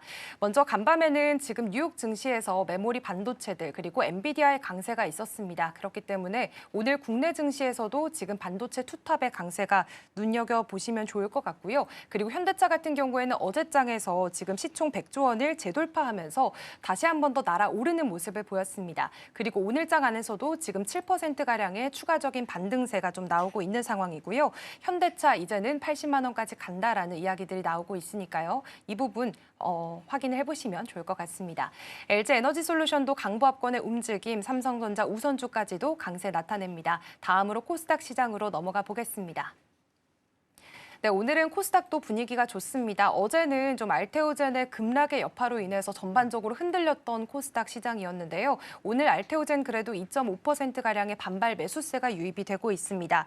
사실 어제는 기술 이전 규모에 대한 실망감 그리고 이 로열티 역시나 기대치를 좀 하회하게 되면서 22%라는 큰 폭의 낙폭을 그렸습니다만 오늘 장 안에서는 그래도 분위기가 좋습니다.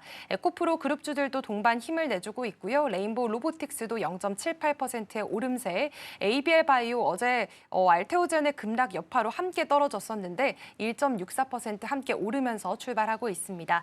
현재 구간에서도 지금 코스피는 5,000피를 계속 유지하면서 이어가고 있고요. 그렇다면 오전장의 수급 상황 체크해 보도록 하겠습니다. 네, 오늘 코스피는 지금 개인들이 3,600억 원 넘게 사들이고 있고 외국인과 기관 메이저 주체들의 매도세가 좀 나타나고 있는 상황입니다. 코스닥으로 넘어가서 매매 동향도 살펴보겠습니다. 이쪽도 마찬가지로 지금 외국인과 기관 메이저 주체들은 좀 팔자세 나타내고 있고요. 개인들이 그 물량을 받아가면서 지수를 이끌어가는 모습들이 연출이 되고 있습니다. 전문가님 일단 코스피 같은 경우에는 일단 장 초반에 5,000피를 돌파했고 지금 구간에서는 5,000피를 사이에 두고 계속해서 등락을 오고 가는 모습들이 나타나는 상황입니다. 그래도 오늘 장 분위기가 좋은 것 같은데요. 어떻게 보면 될까요? 네, 오늘 아침 시장 보면은 분위기가 좀 묘합니다. 뭐냐면 시장은 많이 올랐어요. 그리고 이제 주가도 대부분 다 올라갔는데 수급에서의 분위기가 좀 다르죠. 네. 약간 좀 이럴 수도 있겠다고 생각했는데 실제로 지금 이런 이제 상황들이 좀 나오고 있는데 뭐냐면 이제 주가가 올라가면서 당연히 외국인하고 기관들이 매수를 하겠지라고 생각을 할 수 있어요. 그런데 정작 오늘 외국인과 기관들은 아침에 좀 오히려 팔고 있다는 거죠. 그렇다는 건 이제 오늘 주가의 반등을 또 예상을 많이 했었고 오늘 주가에서 더 많이 올라가는 거에 대한 부담감을 좀 느끼고 있다는 거고 그렇다면 이제 오늘의 이 상승에서 일부 차익 매도가 지금 나오고 있다고 봐야 됩니다. 개인들의 현재 수급에서는 4천억 정도의 매수가 지금 현재 거래소에서 잡히고 있고 코스닥도 역시 외국인 기관들이 팔고 있고 개인들은 지금 현재 사고 있다는 거죠. 그리고 이제 선물 쪽에서도 매도가 지금 나오고 있고 옵션 쪽에서의 포지션도 외국인들이 지금 하방으로 좀 잡아놓고 있습니다. 따라서 이제 5,000포인트의 부근에 이제 왔고 5,000포인트에 대한 턴치가 이루어졌기 때문에 시장은 어느 정도는 이제 올라올 정도는 다 올라왔구나라고 한 템포 좀 쉬어가는 듯한 그런 포지션을 좀 취하고 있습니다. 따라서 처음에 이제 아침에 장시작 전에 말씀드렸지만 오늘 오전장에서의 아침 흐름과 오후장의 흐름이 좀 다를 수가 있고 차익 매도로 인해서 주가가 또 흔들릴 가능성도 또 우리가 배제할 수 없기 때문에 아침에 올라갔을 때 종목을 보통 이제 따라서 매매를 하게 되면은 물린다라고 표현하죠. 그래서 이제 높은 가격에서 사서 또 떨어지게 되는 경우들이 많이 있습니다. 그래서 지금 같은 경우에는 우리가 종목들을 매매하실 때는 성급하게 볼 필요 없어요. 다들 너무 급하다라는 이제 표현이 맞을 것 같은데 시장이 너무 많이 올라가고 하다 보니까 이제 더 올라갈 폭보다 폭이 별로 안 남았다고 생각을 해요. 그래서 빨리빨리 뭔가 사서 빨리 뭔가 수익을 내지 않으면 이제 늦춰진다라고 생각을 하다가 결국은 또 잘못된 방향으로 가는 경우들이 있는데요. 지금 같은 경우에는 오늘 장에서만큼은 오전 장에 올라갔다고 해서 따라붙으면 안 되고요. 오후 장까지 흐름을 확실하게 봐야 되고 외국인과 기관들이 매도를 확대하게 된다면 주가가 또 흔들릴 수 있어요. 그래서 이분 이제 지금 5,000포인트 구간에 왔기 때문에 지금은 변동성에 대한 가능성을 항상 염두에 두고 종목을 매수하실 때도 올라갈 때가 아니라 떨어질 때 매수하셔야 되고 매수할 때도 바닥에 한 번에 잡히지 않을 수 있기 때문에 이제 뭐 분할로 우리가 좋은 종목들이 있다면 그렇게 대응하시는 게 저는 좋지 않을까 이렇게 보고 있고 오늘도 역시 이제 저는 차분하게 오후장까지 흐름 보면서 매수 타임을 잡으신다면 그렇게 좀 진행해 보시는 게 어떨까 이렇게 말씀드리겠습니다. 네, 오늘도 역시나 대형주들의 강세가 이어지게 되면서 현재 구간에서 상승폭 더 확대해 나가면서 코스피는 5,012포인트 선에서 움직임 나타내고 있는 상황입니다. 지금 현재 구간에서 로봇주들의 강세가 오늘도 이어지고 있습니다. 사실 그동안 휴림 로봇이라든지 유로메카 같은 경우에도 어제 거래 정지가 풀리자마자도 두 자릿수의 상승률을 보여줬거든요. 지금 현대차가 이 로봇의 상승을 계속해서 이끌어가는 구조라면 굳이 현대차 밸류체인이 아니더라도 보는 전략들 괜찮을까요? 사실 로봇주들이 움직였던 게 이제 CES 이후로 현대차의 주가가 많이 올라오고 있거든요. 근데 로봇주들의 움직임은 지난해부터 있었어요. 그래서 지금 이제 로봇주들은 그동안 현대차에 대한 모멘텀을 갔던 건 아니고 로봇 자체적인 모멘텀으로 갔었거든요. 근데 CES 이후로 갑자기 현대차 쪽으로 로봇에 대한 이제 집중도가 몰리면서 로봇 이제 현대차 밸류체인 안에 있는 종목들이 좀 크게 올라갔다는 거죠. 하지만 이제 로봇에 대한 결국은 올라간 그 원인은 로봇입니다. 그래서 로봇 쪽에 대한 그 시장의 전망이 그만큼 기대치가 높았기 때문에 로봇 쪽에 대한 모멘텀은 여전히 남아 있다라고 생각하시고, 그리고 이제 그 현대차 쪽의 밸류체인이 아니라고 하더라도 로봇 쪽에 대한 사업 성과라든지 또는 기대감, 이런 성장성들이 충분히 받쳐졌다면 그 관련 종목들은 분명히 올라가게 되어 있습니다. 그래서 로봇주들은 하지만 이제 접근할 때 단기 수급으로 들어갔다 빠지는 경우들이 굉장히 좀 많이 있어요. 왜냐하면 가격적으로 부담을 느끼고 있기 때문에. 그래서 로봇주들은 매매하실 때 항상 강조드리지만 올라갈 때 사면 안 되고요. 한번 깊은 조정이 들어왔을 때 샀다가 올라가면 반드시 또 팔고 단기 대응으로 우리가 좀 가지고 가셔야 돼요. 간혹 이제 로봇이 앞으로 좋아질 거라고 생각해서 장기로 대응한다라고 생각하시는 분들이 있는데요.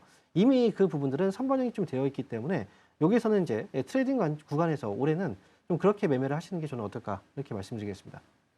네, CES 이후에 지금 로봇주 내에서 현대차 밸류체인들이 주도주 역할을 하고 있는데요.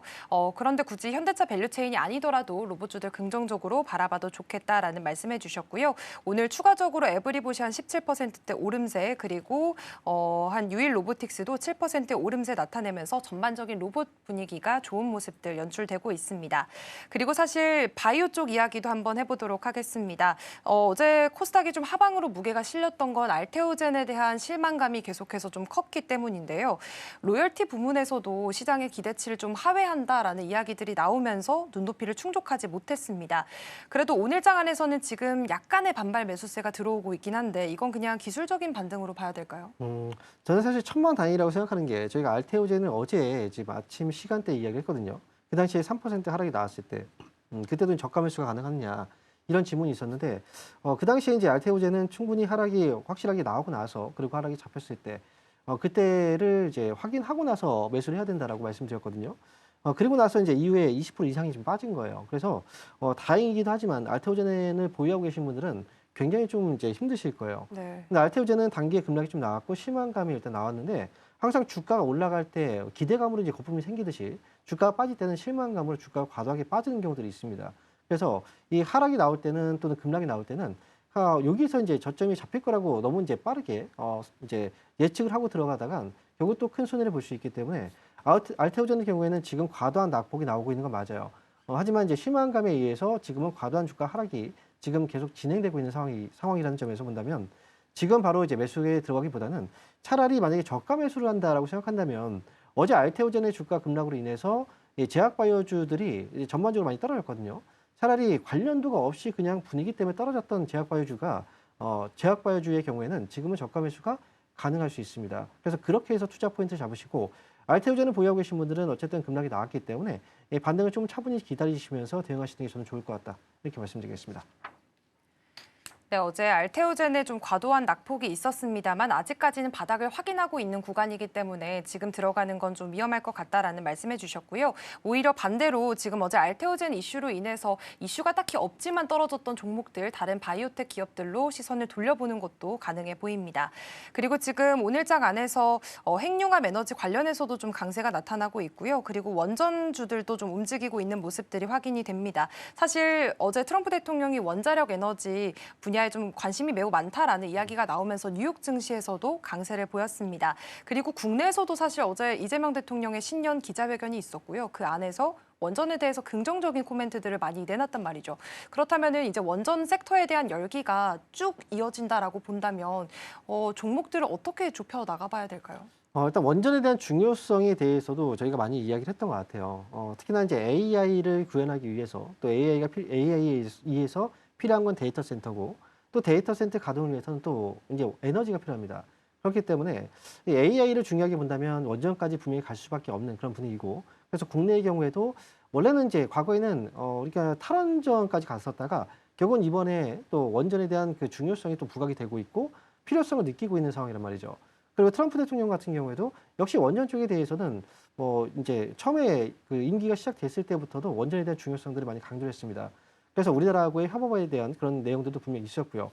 그래서 원전주들의 경우는 그동안 또 많이 올라오긴 했는데, 하지만 이제 올라왔던 종목들을 보시면 이제 과도하게 이제 정말 많이 올랐다라고 생각되는 종목들은 몇 종목이 있거든요. 뭐 현대건설이라든지 두산에너빌리티 이런 종목들은 이제 대장주의 역할로서 그동안 올라오긴 했지만, 사실 지금부터 봐야 되는 건 이제 그동안 제가 또 강조해드렸듯이 국내 정부에서 미국에 대한 그 협업이라든지 이런 가능성들을 내다봤을 때는 당연히 K 원전팀이라고 우리가 또 알고 있는 정부에서 주도하에 있는 그런 기업들에 대한 관심이 필요하고 그런 종목들이 실제로 주가의 조정이 많이 들어온 상태예요. 최근의 움직임도 그 부분에서 올라오고 있기 때문에 차라리 원전주들의 경우에는 그동안 많이 올라왔던 우리가 대장주라고 얘기했던 그 탑 기업들보다는 올해 주변 종목들 한번 둘러보시면 최근에 많이 빠졌다가 반등이 나온 종목들이 있을 거예요. 차라리 그런 종목들 쪽으로 관심을 가져보는 것도 저는 좋지 않을까 이렇게 보겠습니다. 네, 오늘 안에서 지금 원자력 관련해서 원전주들 좀 차별화된 모습들을 보여주고 있지만요. 우리 기술 한 8% 추가적인 반등세, 상승세 나오고 있고 BHI도 4.8% 오름세 기록하고 있습니다. 또 오늘부터는 AI 기본법이 전면적으로 시행되게 됩니다. 규제에 대한 이슈도 있지만 한편으로는 정책 수혜를 기대하는 쪽도 있을 것 같은데요. 이 부분은 어떻게 보십니까? 일단 AI 기본법이 시행이 되는데 이 기본법이 시행이 되면 사실 우리나라가 전 세계에서 규제법을 전문적으로 시행하는 첫 번째 나라가 되거든요. 그렇기 때문에 관련해서는 사실 주목도가 굉장히 높아요. 전 세계적으로. 그런데 국내에서 본다면 사실 인공지능, AI에 대한 규제 법안이라고 생각을 해보면 AI에 대한 성장을 좀 가로막는 법이 아닐까라고 생각할 수 있어요. 하지만 그런 게 아니라 AI를 확대시키기 위해서 규제를 먼저 해놓는, 그러니까 규제 틀을 마련해 놓는 거기 때문에 이 틀을 마련해 놓는다는 것 자체가 AI 산업을 키우겠다라는 의지가 들어가 있다고 생각하시면 됩니다. 그래서 AI 기본법 시행과 관련해서는 당연히 AI 쪽이 앞으로 또 커지게 될 때 이런 규제 법안들이 없으면 문제가 생기게 되거든요. 따라서 이제 이번에 규제법이 시행이 된다라고 한다면 AI 관련주들에 대한 상승 탄력을 조금 더 부추길 수 있는 그런 재료가 될 수 있습니다. 그래서 AI 규제법 시행 자체는 AI 사업을 더 확대시키기 위한 그런 법안이라고 생각하시면 되고 관련 종목들은 사실 여러 종목들이 있을 거예요. 뭐 특히나 많이 거론되고 있는 건 뭐 네이버라든지 카카오 그리고 삼성 SDS라는 회사도 있고 뭐 셀바스 AI 그리고 지금 여러 가지 종목들이 좀 많이 있는데 어쨌든 관련 종목들에 대해서는 이번 법안 시행 이후에도 역시 시장에서의 관심들이 분명히 또 있을 테니까 관련 종목들에 대해서는 지금부터 좀 잘 보시면 좋을 것 같습니다. 네, 오늘 관련해서 지금 AI 법이 오늘부터 시행이 되니까요. 이 부분은 계속해서 지켜보시면 좋을 것 같습니다. 현재 구간에서 지금 메이저 주체들의 지금 물량을 빼고 있는 모습들이 계속해서 나타나고 있는 상황이고요. 개인들이 그 물량을 받아가는 모습들 확인이 되고 있습니다. 오늘 사상 처음으로 5,000P라는 새로운 역사를 쓰게 됐습니다. 그리고 지금 코스피 같은 경우에는 상승폭을 약간은 반납하면서 4,993포인트 선을 지나가고 있습니다. 그렇기 때문에 오후장까지 과연 5,000P를 다시 한 번 더 회복을 해낼 수 있을지 이 부분 지켜보시면 좋을 것 같고요. 앞으로 국내 증시가 새롭게 재평가될 수 있는 구간에 와 있다라는 점도 함께 확인을 해보시면 좋겠습니다. 오늘 스탁포인트는 여기서 마무리하도록 하겠습니다. SCTV 황민혁 전문가와 함께했습니다. 고맙습니다. 감사합니다.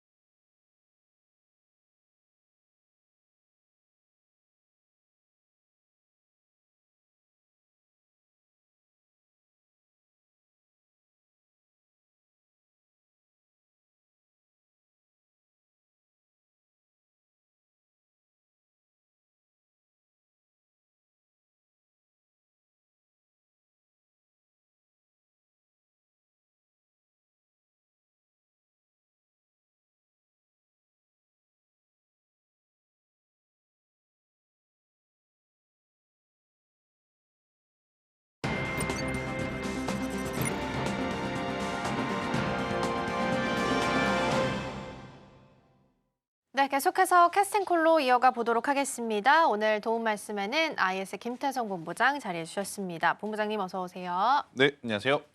네, 오늘 우리 시장 먼저 분위기 보겠습니다. 살짝 좀 내려왔네요. 우리가 5,000P라는 숫자를 보고 지금은 4,988선까지 살짝은 내려왔지만 그래도 상승 탄력은 한 1% 넘게 나오고 있습니다. 그래서 움직임 계속해서 좀 보셔야 될 것 같긴 한데요. 사실 5,000P 가는 건 뭐 시기상의 문제였을 것 같아요. 뭐 이번 주냐 다음 주에 요 문제였을 텐데 일단 오늘 아침에 개장하면서 나타나긴 했습니다. 근데 수급이 좀 불안정해요. 외국인과 기관이 다 빼고 있어서 너무 빨리 올라온 감도 좀 있어서 우리 마냥 기뻐해도 되는지도 궁금합니다. 일단 앞서 앵커님께서 말했던 듯이 네. 5,000포인트를 가느냐의 문제라기보단 가는 과정이 천천히 계단식으로 밟아가면서 올라갈 거냐 아니면 약간의 좀 투기적인 매수세까지 붙어가면서 올라갈 거냐에 대한 고민이 될 수밖에 없었던 시기였는데 네. 사실 글로벌 증시에서 지금 여러 가지 대내외 어떤 변동성이 노출됐음에도 불구하고 우리나라 증시는 그 어떤 나라 증시보다 가장 강한 모습을 보이면서 굉장히 빠르고 강하게 상승 각도를 높이면서 지금 달성한 상황이라 아마 많은 투자자분들이 그래 이 정도면 나도 어느 정도는 좀 수익을 챙겨봐야 되겠구나라고 생각을 하실 수밖에 없는 시기인 것 같습니다. 그래서 네. 5,000포인트 달성했다고 여기서 이제 5,500, 6,000 언제 가나요? 이걸 생각할 게 아니라 5,000포인트를 돌파를 했다가 윗꼬리도 나올 수 있고 이 구간에서 굉장히 어떻게 보면 플랫하게 흘러가면서 잘 지지를 받아주는지 여부를 먼저 그렇죠. 확인을 하는 게 필요하다. 대신에 이제 수급적으로는 아직은 그렇게 완벽하다라고 좀 볼 수는 없을 것 같고 이제 간밤에 트럼프 대통령이 정말 최악의 한 수는 아니었습니다. 굉장히 완화된 제스처를 취했는데 다시 이제 다보스 포럼이 끝나고 미국에 갔을 때도 네. 이 기조가 그대로 이어지는지 여부는 한번 필요하다. 그러니까 언제나 그랬죠. 가서 막상 뭔가 과격한 이야기들이 오고 가려고 할 때마다 피하니까 타코라고 했다가 또 이제 미국으로 복귀를 해서 인터뷰를 할 때는 마치 또 잘 된 것 같았다가도 갑자기 또 엄청나게 불안감을 주는 멘트들을 많이 했기에 저는 우선 경계감은 계속 유지하셔야 된다라는 의견을 드려보도록 하겠습니다.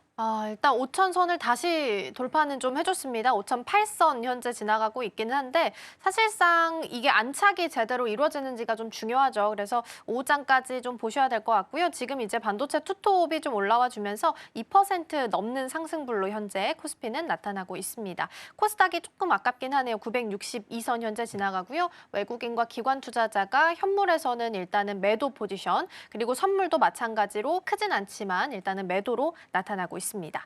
자, 그럼 이어서 주목해 볼 만한 테마들도 준비를 저희가 해놨습니다. 그래서 세 가지 테마 하나씩 열어보도록 하겠습니다. 자, 첫 번째 테마로는 바이오부터 살펴볼 텐데요. 어제 아마 알테오젠 보유하고 계셨던 분들은 깜짝 놀라셨을 겁니다. 아마 장중에 종가상으로 한 20% 넘게 하락을 했고 넥스트장에서도 이제 끝나고 나서 봤을 때도 한 20% 넘게 밀리는 모습이 나타났기 때문에 전반적인 바이오주의 투심 약화도 같이 좀 가져올 수밖에 없었습니다. 그래서 이쪽은 전략을 좀 챙겨보기 위해서 마련을 좀 해봤고요. 두 번째 열어볼게요. 두 번째는 자동차라고 적어놨지만 사실상 로봇입니다. 오늘도 여전히 현대차 그룹주가 강하게 움직임 포착이 좀 되고 있고요. 이전에 주셨던 T로보틱스 탑픽 종목도 오늘 잘 가고 있어서 AS까지 같이 함께 해보도록 하겠습니다. 마지막도 열어볼게요. 마지막은 반도체입니다. 오늘 뭐 반도체 투톱의 흐름도 괜찮고요. 전반적으로 뭐 HBM 관련된 종목들 소부장단에서도 움직임 포착되는 종목들 확인이 좀 되고 있습니다. 메모리, 낸드 쪽도 같이 좀 움직임 포착돼서 함께 체크를 좀 해보도록 하겠습니다. 자, 일단은 바이오부터 가볼게요. 알테오젠이 사실 여기까지 오기까지 굉장히 변동을 많이 겪어가면서 왔는데 사실 어제 좀 과하게 빠진 게 아닌가라는 생각도 저는 한편으로 하긴 했거든요. 오늘 반등이 나와주긴 해요. 시원하진 않지만. 그래서 이 정도면 데드캣 바운스를 좀 봐야 되는 건지 일단 신한에 이어서 하나도 목표가를 하향 조정을 했다고 해서 어떤 전략을 먼저 취해야 될지 여쭤볼게요. 일단 왜 이런 사태가 일어났는지 일련의 과정을 좀 설명을 드려보면 일단 회사 측에서 어떤 데이터를 나오기 전에 네. 작년과 비슷한 수준의 대규모 딜이 나올 가능성이 높다는 이야기를 했습니다. 그러면 투자자분들은 작년에 어떤 딜이 있었을까 찾아보잖아요. 1조 9천억에 가까운 딜이었습니다. 그러면 적어도 조 단위의 그렇죠. 엄청난 빅딜이 나올 수 있겠구나라고 많이들 기대를 했었던 상황. 그런데 막상 결과치가 나왔는데 4,900억. 그러니까 1조의 절반이 안 되는 금액이 나왔어요. 하지만 그 절반의 금액도 알테오젠에게 엄청나게 큰 금액이고 우리나라 빅파마 기업들 중에 이렇게 확실하게 돈을 받아내는 기업이 있을까라고 할 정도로 네. 굉장히 큰 금액이었음에도 불구하고 결국에는 주가라고 하는 것은 다수결의 원칙이지 않습니까?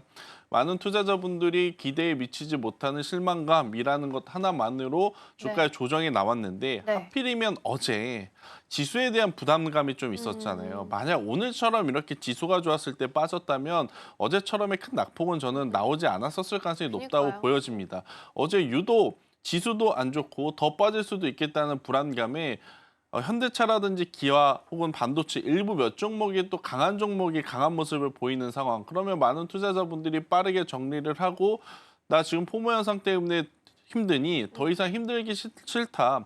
그래서 반도체와 자동차 플러스 로봇 쪽으로 많이 움직이다 보니 어제 낙폭이 우리가 생각한 것보다는 좀 과한 모습을 보이지 않았는가라는 생각이 들고 있고 그러면 과했다라고 보면 오늘 반등이 이보다는 더 세게 나와야 되는데 왜 그러니까요. 이렇게 반등이 적게 나와요? 라고 생각해 봤었을 때 네. 지금 코스닥 내에서 생각보다 또 2차 전지주들이 강하니까 바이오 쪽에 대한 어떤 니즈가 많이 떨어질 수밖에 없는 것 같아요. 지금 2차 전지도 점점 로봇의 어떤 힘이 묻고 있는 그러한 상황이다 보니 제약바이오주들 지금 알테오젠 가지고 계신 분들이 가장 속상할 겁니다. 맞아요. 알테오젠 외의 종목군들은 크게 걱정하실 필요는 없어요. 그들의 펀더멘탈이 안 좋아서 빠진 게 아니라 알테오젠 때문에 빠진 것이라서 그 외 종목군들은 괜찮지만 알테오젠 보유하고 계신 분들은 일단 추가 매수는 해야 될 것 같은데 언제 해야 되느냐라고 하면 가격보다는 기간을 좀 두고 그러니까 이번 주보다는 다음 주에 정말로 30만 원 중반대 가격 밑으로 이탈되지 않는지 여부를 보고 네. 그때 이탈되지 않거나 아니면 회사 측에서 굉장히 빠른 대응을 지금까지 해줬단 말이에요. 맞아요. 하지만 이번에 하락에 대해서는 아직까지는 또 코멘트가 없어서 맞아요. 이 코멘트가 나오는 것을 보고 그다음에 결정을 해도 늦지 않는다라는 의견을 한번 드려보도록 하겠습니다. 맞아요. 말씀 주신 것처럼 참 주가 관리 잘하는 잘했는데. 기업인데 아직 그 어제 급락분에 대한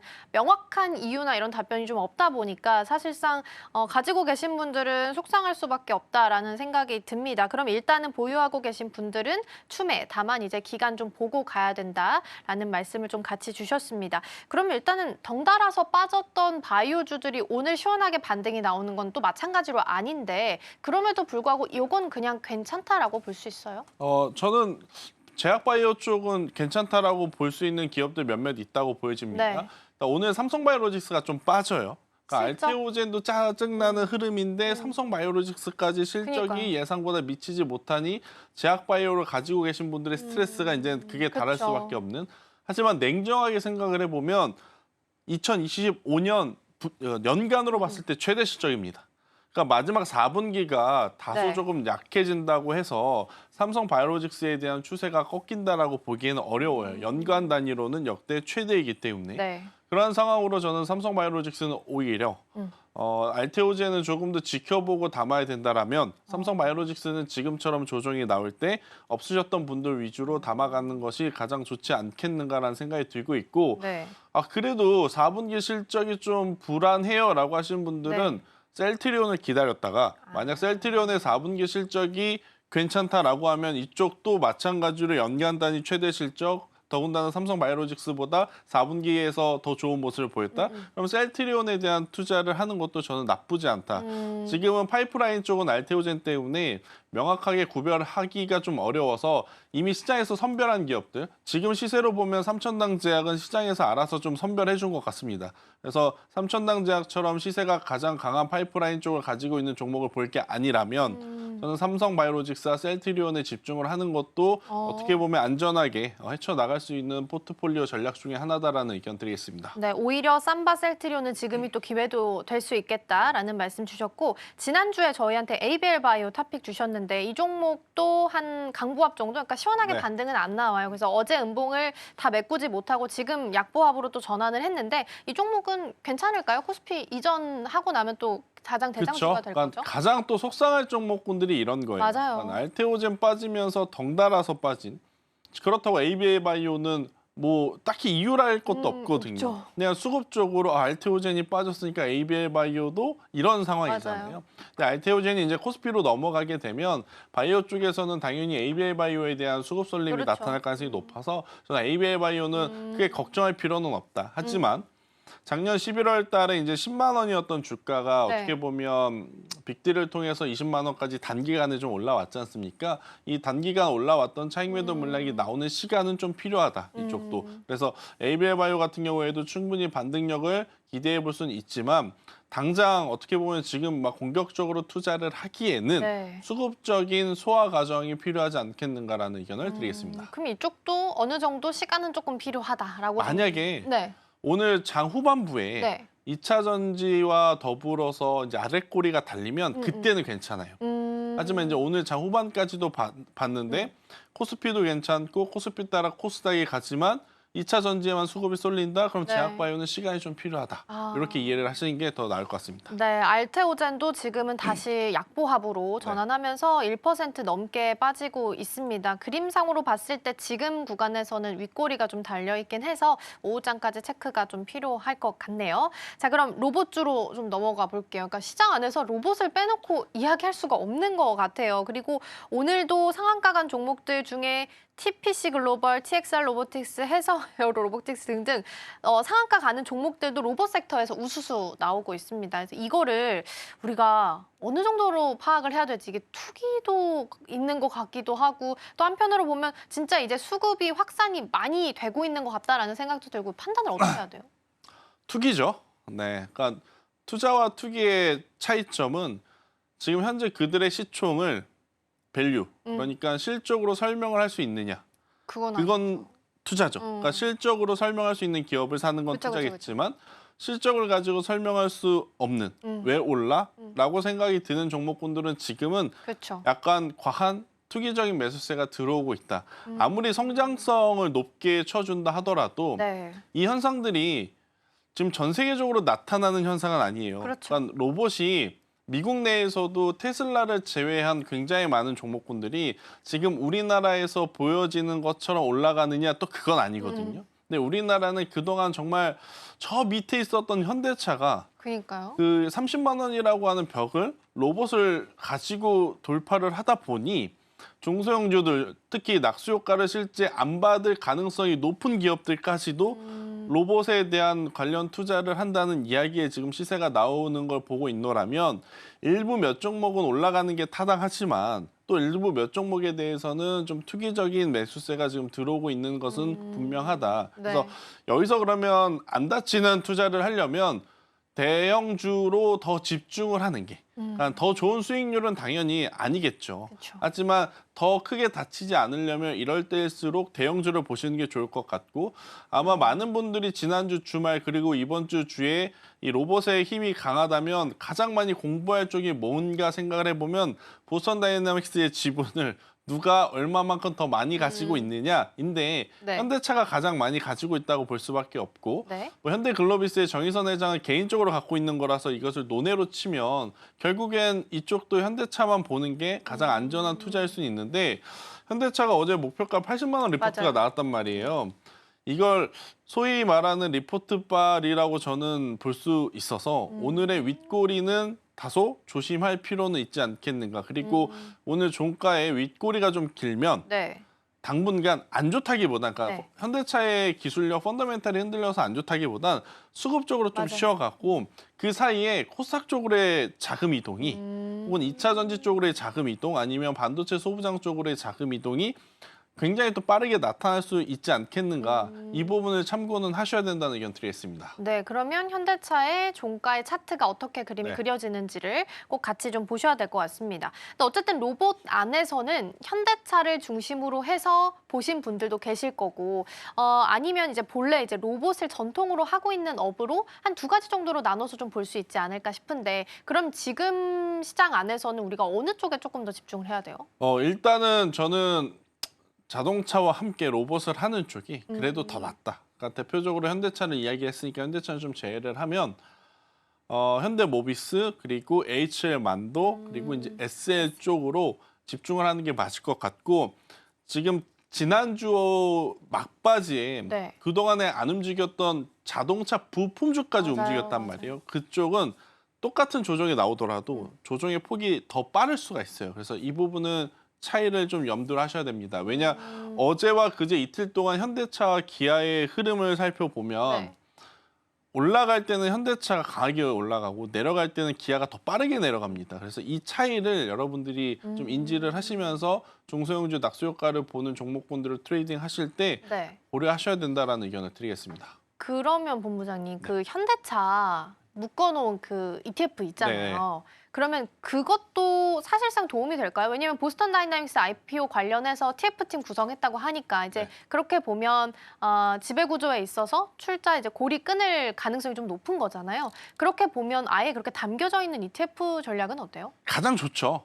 가장 좋고 그런데 아마 여러분들이 코덱스 자동차 ETF를 보시면 네. 지금 현대차의 차트와 거의 유사하다라는 것을 좀 느낄 수는 있어서 이건 선택의 차이. 네네. 앵커님처럼 여러 가지 복잡 미묘한 것들까지 다 나는 안전하게 돌파를 하고 싶다면 ETF를 담는 게 맞을 것 같고 그게 아니라 나는 지금 남들이 좋다 할 때 못 샀다가 나는 지금 사야 돼가지고 조금 더 승부를 봐야 되시는 분들은 현대차 혹은 현대모비스의 변동성을 이용해보자. 이게 맞을 것 같습니다. 그러면 성향에 따라서 선택을 좀 하셔야겠네요. 자, 그러면 넘어가서 반도체 쪽도 확인을 좀 해보겠습니다. 반도체는 뭐 상고 하저를 예상하는 증권사들이 많은데 그 시기가 점점 늘어나고 있는 게 특징입니다. 26년 상반기라고 했다가 하반기라고 했다가 27년 상반기까지 얘기가 솔솔 좀 나오고 있는 상황이라서요. 이제 사실 목표가는 몇만 원이 나오고 이런 거 이제 더 이상 중요하지 않은 것 같고 물량이나 비중을 늘려갈 타이밍 지금도 여전히 맞는 걸까요? 그러니까 사는 건 맞아요. 매수하는 것에 저도 동의는 하지만 네. 공격적으로 살 것이냐?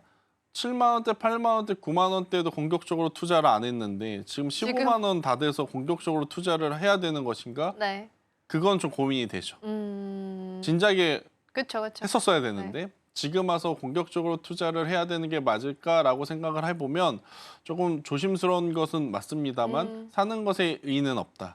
그러신 분들 같은 경우에는 반도체 소부장 주들 중 네. 저는 여러분들이 꼭 체크를 해봐야 될 건 지금 미국 내에서의 순환매가 어떤 식으로 흘러가고 있는지. 그러니까 미국에서 M7 기업들이 다 같이 올라왔던 어제 간밤은 크게 의미가 없고요. 주 단위, 2주 단위로 보게 되면 M7은 계속 돌아가면서 네. 풍선 효과가 나타났죠. 한쪽이 강하면 한쪽이 약한. 그래서 이제 그쪽을 좀 제외하고 러셀 2000 지수, 그러니까 M7 기업들의 낙수 효과를 받는 러셀 2000 지수라든지 그 하위단에 있는 종목군들 중 반도체 관련주들 중에 누가 가장 강했느냐라고 하면 스토리지 쪽.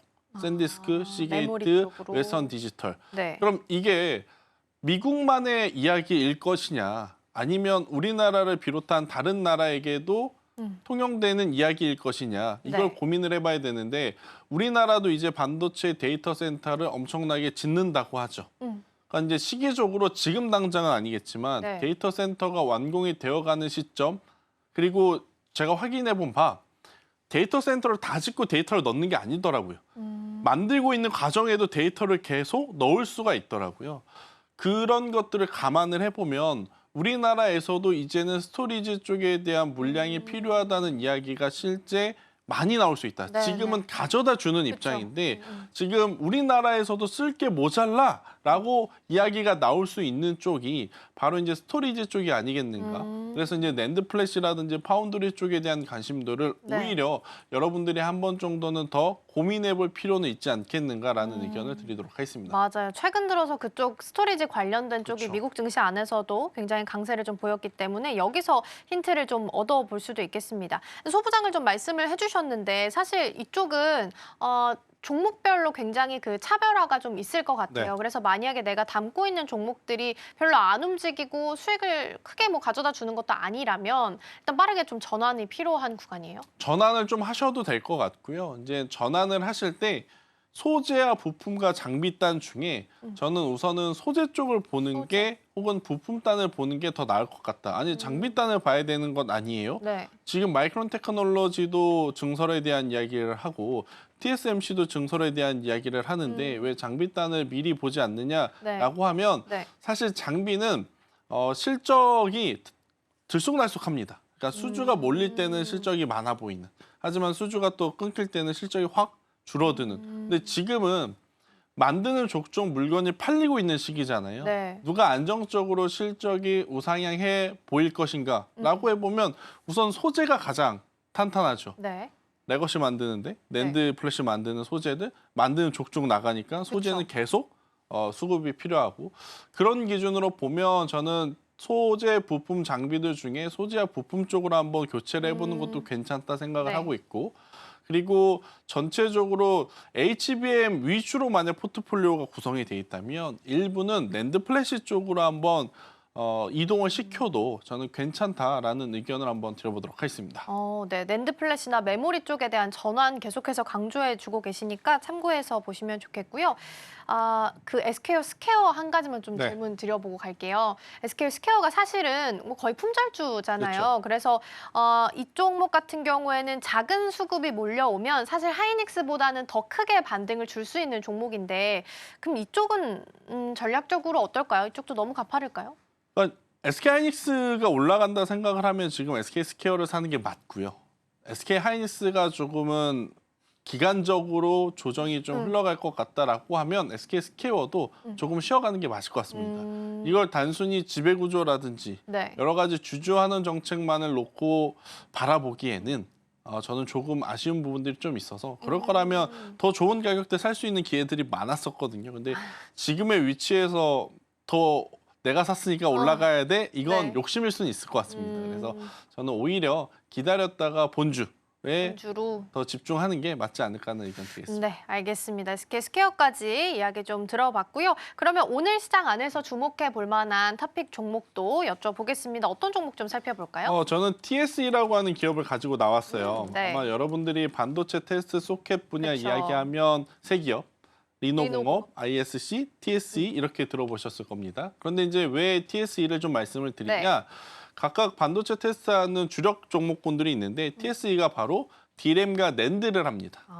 그러니까 그동안에 많이 움직이지 않았다가 최근에 TSE가 출발한 이유는 바로 D램과 낸드가 지금 만들어지는 족족 나가고 있기 때문에 여기에 사용되는 프로브 카드에 대한 수요가 늘어나기 때문이라고 좀 보시면 될 것 같아요. 네. 단기간에 그칠 것 같지는 않습니다. 지금 D램에 대한 수요가. 오히려 어떤 이야기가 나오냐면 이젠 D램 때문에 HBM 생산을 멈춰야 될 수도 있겠다라는 이야기가 나옵니다. 그러한 상황이라 만약 오늘 지수가 5,000포인트 그리고 TSE도 최근 지수 대비 아웃퍼폼하느라 좀 쉬어가는 모습이 나온다면 네. 저는 이쪽을 바라보는 게 저는 계속해서 D램과 낸드 쪽에 대한 관심을 많이 갖고 지금 네. 바라보는 투자자이기 때문에 TSE의 조정은 피할 게 아니라 우리가 적극적으로 한번 공략해볼 때가 아니겠는가라는 의견 드리겠습니다. 네, 그리고 며칠 전이었던 것 같은데 TSE가 그 메모리 3사 프로브 카드 뚫었다라고 소식이 좀 있기도 했습니다. 그래서 앞으로 D램과 낸드 관련한 테스트 쪽에 관련한 종목이니까 챙겨서 보시면 좋겠습니다. 자, 이렇게 해서 개장 분위기 잘 살펴봤고요. 본부장님과는 여기서 인사 나누겠습니다. 오늘 말씀 고맙습니다.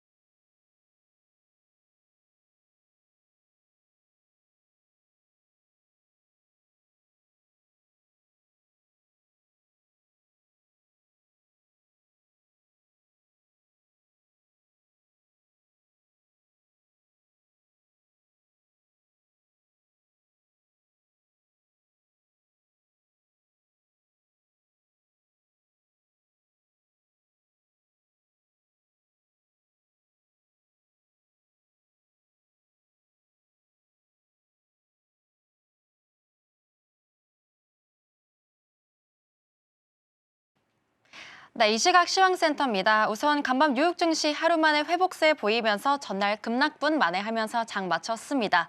도널드 트럼프 미국 대통령이 유럽에 대한 그린란드 관세 계획을 철회하고요. 또 그린란드 문제에 대한 기본 합의를 도출했다라고 밝혔기 때문인데요. 다만 지정학적 리스크가 계속해서 해소되지 않은 가운데 금과 은 같은 안전자산 선호 심리는 점점 더 커지고 있습니다. 이런 상황 속에서 오늘 미국 증시의 상승 온기 이어받아서 우리 시장 강하게 출발할 수 있을지 체크해 보겠습니다. 네, 우선 코스피와 코스닥 오늘 양시장 상승 출발했습니다. 코스피 같은 경우에는 장 초반에 5,000피 달성하기도 했습니다. 우선 코스피 같은 경우에는 상승분을 조금 줄여서 현재 1.63% 상승하면서 4,989포인트 거래되고 있고요. 코스닥 같은 경우는 현 시각 0.82% 상승하면서 959선 지나가고 있습니다. 사실 마의 장벽으로 여겨지던 이 5,000피를 앞두고 시장에서는 코리아 디스카운트 해소를 위한 이 정부의 증시 활성화 대책이 어느 정도 유효했다라는 분석이 나오고 있습니다. 이 5,000피에 대해서 간단하게 돌이켜보자면요. 지난해 10월 27일에 4,000피를 넘긴 이후에 불과 3개월 만에 1,000포인트를 끌어올린 겁니다. 역대 코스피 상승 구간 중에서는 가장 빠른 속도고요. 오후장에서도 코스피 어떤 또 질주를 이어갈지 체크해보시면 좋겠습니다. 네, 다음으로 수급 상황도 체크해보겠습니다. 먼저 코스피 시장입니다. 네, 코스피 시장에서는 현 시각 메이저 주체들의 동반 매도 우위 보이고 있습니다. 외국인이 2천억 원가량, 기관이 800억 원가량 물량을 덜어내고 있고요. 개인은 홀로 순매수 우위에 나서고 있습니다. 2,800억 원가량 물량 담아내고 있습니다. 네, 다음으로 코스닥 시장도 체크해 보겠습니다. 네, 코스닥 시장에서도 비슷한 양상 보이고 있습니다. 메이저 주체들이 동반 매도 우위 보이고 있고요. 개인만이 홀로 매수 우위 나서고 있는 모습 체크되고 있습니다. 네, 다음으로 상위 업종 코스피부터 체크해 보겠습니다. 네, 코스피 시장 같은 경우는 오늘 화학과 전기전자, 운수창고 등 강합니다. 계속해서 반도체, 자동차, 로봇 쪽도 오늘 상승 탄력 강하게 받아가고 있는 만큼 관련 업종들 오늘 상승하고 있는 모습 체크되고 있습니다. 네, 하락하고 있는 업종으로 이동해 볼까요? 네, 하락하고 있는 쪽에서는 전기가스업과 의약품, 종이, 목재가 오늘은 파란불 켜내고 있습니다. 이어서 코스닥 시장도 확인해 보겠습니다. 네, 코스닥도 마찬가지로 금융 쪽이 다시 한번 되살아나고 있는 모습 확인되고 있고요. 그 뒤를 이어서 화학과 전기전자, 유통, 제조까지도 오늘은 상승세 보이고 있습니다. 하락하는 업종까지 체크해 보겠습니다. 네, 하락하고 있는 업종 코스닥 시장에서는 운송 장비가 오늘은 파란불 켜내고 있고요. 오락문화와 건설, 금속이 그 뒤를 이어내고 있습니다. 다음으로 거래대금 상위 종목도 확인해 보겠습니다. 먼저 코스피 시장입니다. 네, 우선 코스피 거래대금 상위 종목 살펴보겠습니다. 우선 전반적으로 다 빨간불 켜내고 있습니다. 오늘도 주도주 위주의 강한 상승 탄력이 코스피를 이끌어주고 있습니다. 우선 간밤에 뉴욕 증시에서도 필라델피아 반도체 지수가 3%가량 상승했고요. 또 반도체 투톱이 프리마켓부터 계속해서 강한 빨간불 켜내고 있습니다. 삼성전자가 현재 15만 4,500원으로 15만 전자에 안착해낸 모습 확인되고 있고요. SK하이닉스도 프리마켓에서는 78만 원까지 돌파가 되긴 했는데 지금은 잠시 상승폭이 조금 둔화된 모습 확인되고 있습니다. 현 시각 76만 1,000원 선에서 지나가고 있고요. 현대차 같은 경우에는 또 오늘 오전에 삼성증권 측에서 목표 주가를 85만 원까지 상향 조정하기도 했습니다. 오늘도 현대차 굉장히 강합니다. 2%대 상승하면서 56만 2,000원에 거래되고 있습니다. 네, 다음으로 삼성 SDI도 체크해 보겠습니다. 어제는 잠시 주춤거리기도 했었는데요.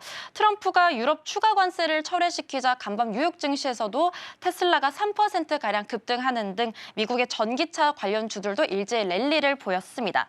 그간 증시에서는 로봇 쪽과 반도체 쪽으로 계속해서 주도주 장세가 이어졌습니다. 하지만 로봇이 계속해서 핵심 테마로 부상하면서 이 로봇의 핵심 부품으로 꼽히는 배터리 산업과 2차 전지도 최근 들어 다시 주목받고 있습니다.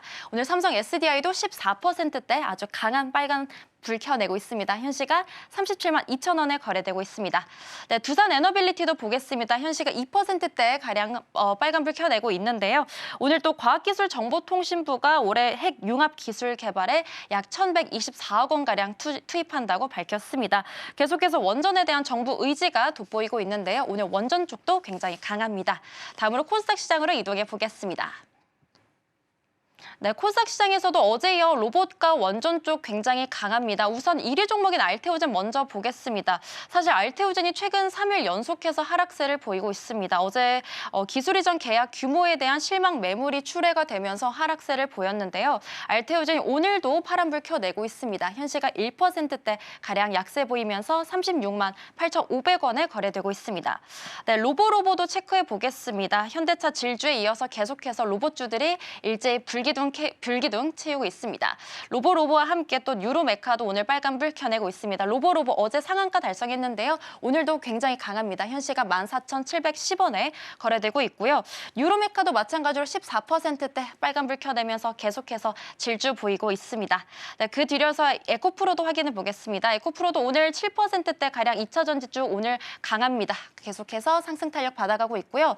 우리기술도 앞서 말씀드린 대로 원자력 발전 테마 쪽도 계속해서 강합니다. 정부의 원전 확대 의지와 함께 또 한미 원자력 협상 조기 협상 소식이 전해지면서 매수세가 들어오고 있습니다. 또 어제 이재명 대통령이 신년 기자회견에서 원자력 발전 신설과 관련해서 국민 여론의 대다수가 원전 찬성 입장을 밝히면서 대형 원전 2기와 또 SMR 1기 건설을 위한 절차가 조만간 재개될 전망입니다. 네, 오늘 우리기술도 5%대 가량 상승세 보여주고 있습니다.